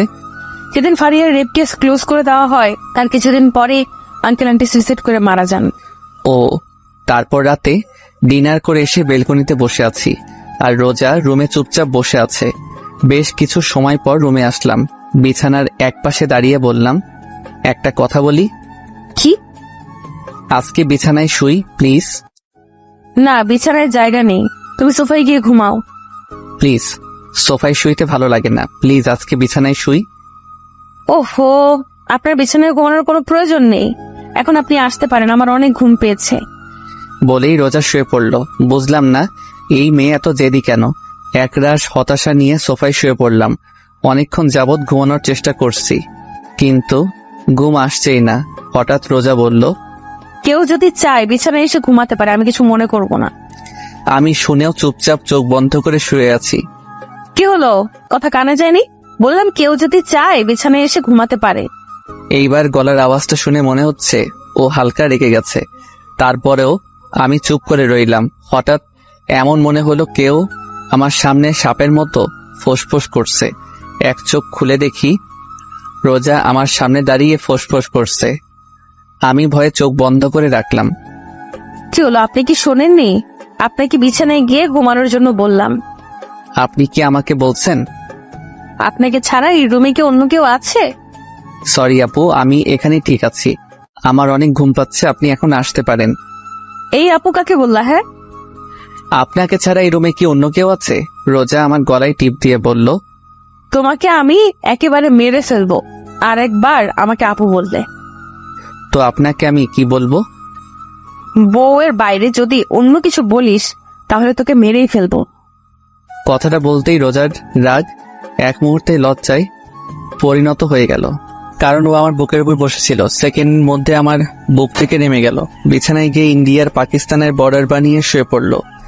আমার দিকে আর একবারও তাকাইনি। আমি সোফা থেকে নেমে রোজার পাশে গিয়ে শুয়ে পড়লাম। আজকে প্রথমবার রোজা আমার আর ওর মাঝে বালিশ রেখেছে। কি আর করার, ঘুমিয়ে পড়লাম। সকালে বুকের উপর কিছু একটা অনুভব করছি। চোখ খুলে দেখি রোজা আগের মতো আমার বুকের উপর মাথা রেখে শুয়ে আছে। ওর চেহারার ওপর থেকে চুলগুলো সরিয়ে দিলাম। খুব মায়াবী লাগছে ওর চেহারার। আজকে অনেকদিন পর ও আবার আমার বুকের উপর মাথা রেখেছে। মন চাচ্ছে ওকে খুব শক্ত করে জড়িয়ে ধরতে। ঘড়ির দিকে তাকিয়ে দেখি মাত্র 6টা বাজে। বেশি কিছু না ভেবে রোজাকে শক্ত করে জড়িয়ে ধরলাম। জড়িয়ে ধরতেই রোজা বলল, কি মেরে ফেলার প্ল্যান আছে নাকি? তুমি জেগেছিলে? আর এত শক্ত করে কেউ কাউকে জড়িয়ে ধরে? মরে যাব তো। আমার বউ, আমি যা মনে চাই তা করবো, আপনার কি? আমার বউ মানে? কাল রাতে না বললেন বউ বলতে, তাই বললাম। তার মানে তুই আমার কথাই বলেছিস? আমি ভেবেছিলাম তুই আমাকে ভালোবেসে বলেছিস। কুত্তা ছাড় আমাকে, আমার শরীরে টাচ করবি না। আমি তো রিয়াকে ভালোবাসি, আপনাকে ভালোবাসতে যাব কেন? রোজা উঠে ওয়াশরুমে চলে গেল। কিছু সময় পর ওয়াশরুম থেকে কান্নার আওয়াজ আসতে লাগলো। যেটা ভেবেছিলাম সেটাই হয়েছে। আচ্ছা, এই মাইয়ার কি কমন সেন্স নেই? আমি যদি রিয়াকে ভালোবাসতাম তাহলে এখন রিয়ার সাথে থাকতাম। আমি এখানে ওর সাথে কেন থাকতাম? এখন কাঁদতে কাঁদতে বাড়িঘর ভাসিয়ে ফেলবে।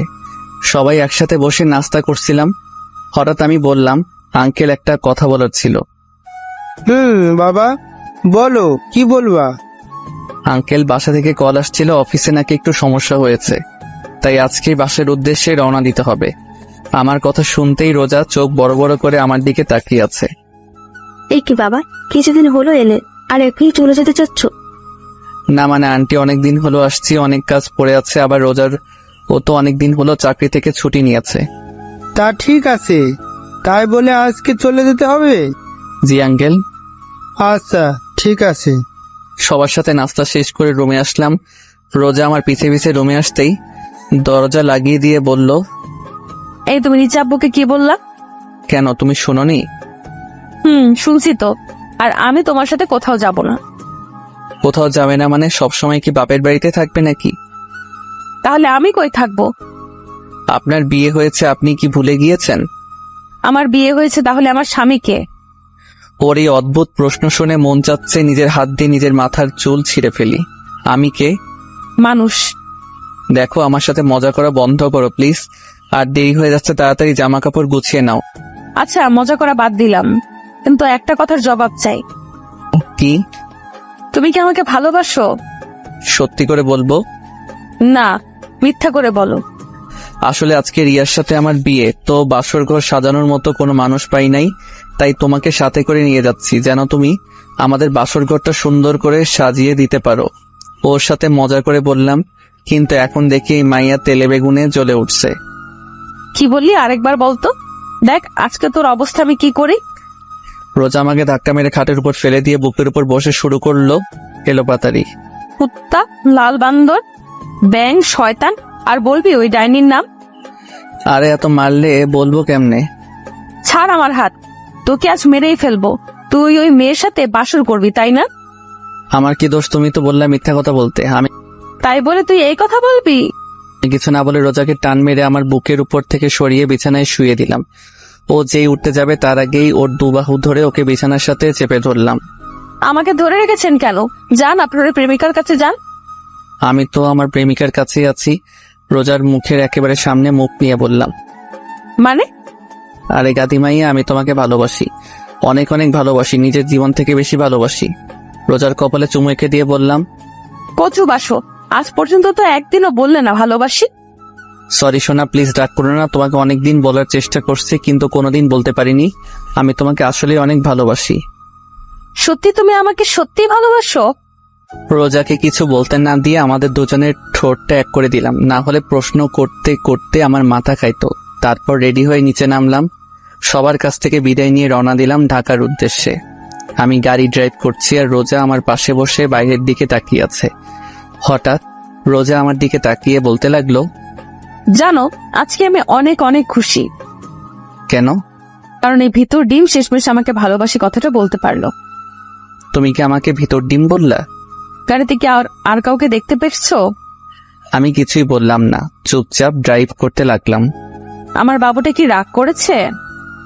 আমি কোনো কথা বলছি না। রোজা ওর জায়গা থেকে উঠে আমার গালে চুমু দিয়ে বলল, কথা বলো, না হলে কিন্তু কেঁদে ফেলবো। এইটাই তো পারো, কিছু হইলেই ভ্যাঁ ভ্যাঁ করে নাকের পানি চোখের পানি এক করে দাও। ওকে রাগানোর জন্য বললাম। রোজা বন্দুক বের করে বাম হাতে রেখে বলল, বুঝলাম না, এই মায়া কি সবসময় বন্দুক সাথে করে নিয়ে ঘুরে নাকি? কি যেন বললাম, আমি শুনতে পাইনি, আরেকবার বলো তো। কই না তো, কিছু বলিনি। না মানে আমার মনে হলো কিছু বলছো। সারা রাস্তা এইভাবে খুনসুটি ঝগড়া করতে করতে পার করে দিলাম। বাসায় পৌঁছাতে পৌঁছাতে রাত হয়ে গেল। ফ্রেশ হয়ে ডিনার করলাম। তারপর সবার সাথে কিছুক্ষণ কথা বলে রুমে এসে পড়লাম ঘুমানোর জন্য। আগের মতো আজকে রোজা আমার বুকের উপর মাথা রেখে একে অপরকে জড়িয়ে ধরে ঘুমিয়ে পড়লাম। কিছুদিন পর বাসায় এক পার্টির আয়োজন করা হয়। পার্টিটা ছিল সবাইকে জানানোর জন্য যে রোজা হচ্ছে চৌধুরী বাড়ির বউ। কথাটা শুনে সবাই খুশি হয়, সাথে কিছু মানুষ অবাকও হয়। আর তারা হচ্ছে আমার প্রিয় হারামি বন্ধুরা আর রিয়া আর ওর হাজবেন্ড। কিছুদিন পর রাতে রোজা আর আমি বেলকনিতে বসেছিলাম। হঠাৎ রোজা আমার কাঁধের উপর মাথা রেখে বলল, শোনো। বলো, কি বলবে? ভাবতেছি পুলিশের চাকরি ছেড়ে দেব। কেন? তোমার সাথে তো ঘুরতে পারি না, চাকরি ছেড়ে দিয়ে সারাদিন তোমার সাথে ঘুরবো, মজা করব, প্রেম করব। মায়ের একটাও মাটিতে পড়বে না যদি চাকরি ছেড়ে দেওয়ার কথা আরেকবার বলো। কেন? তুমি আমাকে ভালোবাসো নাকি পুলিশের চাকরিকে? আমি তোমাকে সব থেকে বেশি ভালোবাসি, কিন্তু একটা কথা আছে। রোজা মাথা ঘুরিয়ে আমার দিকে তাকিয়ে বলল, কি? আমি রোজার কানে কানে বললাম, পুলিশ হওয়া আমার ছোটবেলার শখ ছিল। তাই? এইভাবে চলছিল আমাদের সংসার। 7 বছর পরে আজকে অফিস থেকে একটু তাড়াতাড়ি আসলাম। বাসায় আসতেই আমার মেয়ে দাদির কোল থেকে নেমে আব্বু আব্বু বলতে বলতে আমার উপর ঝাঁপিয়ে পড়ল। রোজা একটা প্রিন্সেস জন্ম দিয়েছে। কোলে তুলে গালে চুমু দিয়ে বললাম, আমার প্রিন্সেসটা আজকে সারাদিন কি কি করেছে। কথা বলে, আগে আমার চকলেট দাও। আমি পকেট থেকে একটা চকলেট বের করে নীলার হাতে দিলাম। আমার মেয়ে চকলেট পেয়ে আমার পুরো চেহারা আদর করে বলে দিল, পুরো রোজার মতো হয়েছে। আমি নীলাকে নিয়ে রুমে এসে ওকে খাটে বসিয়ে বললাম, আম্মু তুমি বসে চকলেট খাও, আমি একটু ফ্রেশ হয়ে আসি। ঠিক আছে। নীলাকে খাটে বসিয়ে ফ্রেশ হতে গেলাম। অল্প কিছু সময়ের মধ্যে ফ্রেশ হয়ে ওয়াশরুম থেকে বের হয়ে এসে দেখি নীলা চকলেট খেতে খেতে দুগালে মেখে ফেলেছে। আমি খাটে শুয়ে নীলাকে আমার বুকের উপর বসিয়ে বললাম, প্রিন্সেস আজকে তোমার আম্মুর আসতে একটু লেট করছে না? এক জায়গা দিয়ে ভালোই হয়েছে। এখন তোমার আম্মু থাকলে আমার সাথে ঝগড়া করত, কারণ তোমার আম্মুর জন্য চকলেট আনি নাই। নীলা হাসতে লাগলাম। আসলেই রোজা যদি জানতে পারে তাহলে আমাকে এই ডায়লগে দিত। দুজনেই হাসতে লাগলাম। হঠাৎ সাপের মতো ফোঁসফোঁস আওয়াজ হতে লাগলো। আমরা দুজনে হাসি বন্ধ করে দরজার দিকে তাকিয়ে দেখি রোজা দাঁড়িয়ে আছে আর সাপের মতো ফোঁসফোঁস করছে। নীলা চুপচাপ আমার কোল থেকে নেমে রোজার কাছে গেল। রোজা ওকে কোলে তুলে নিয়ে ওর গালে চুমু দিয়ে বলল, আম্মু, তোমার আব্বু কি আমার ব্যাপারে নিয়ে কথা বলছিল? নীলা মাথা দুলিয়ে হ্যাঁ বলল। আচ্ছা ঠিক আছে, তুমি নিচে দাদুর সাথে খেলা করো, যাও। নীলা কোল থেকে নেমে আমার দিকে তাকিয়ে একটা হাসি দিয়ে দৌড়ে রুম থেকে বের হয়ে গেল। রোজা দরজা লাগিয়ে আমার সামনে এসে বলল, কি বলছিল আমার নামে? কই কিছুই বলি নাই। আমি কিন্তু শুনেছি। সরি সোনা, আজকে তোমার জন্য চকলেট আনি নাই। সমস্যা নাই, 20টা কিস করলেই হয়ে যাবে। এর কম করলে হয় না? ওহো, একটাও কম না। সমস্যা নেই, আমি রাজি আছি। রোজাকে কোলে তুলে বিছানায় শুয়ে দিয়ে ওকে আদর করতে করতে হারিয়ে গেলাম ভালোবাসার মায়াজালে। হাই বন্ধুরা, গল্পটা কেমন লাগলো অবশ্যই কমেন্ট করে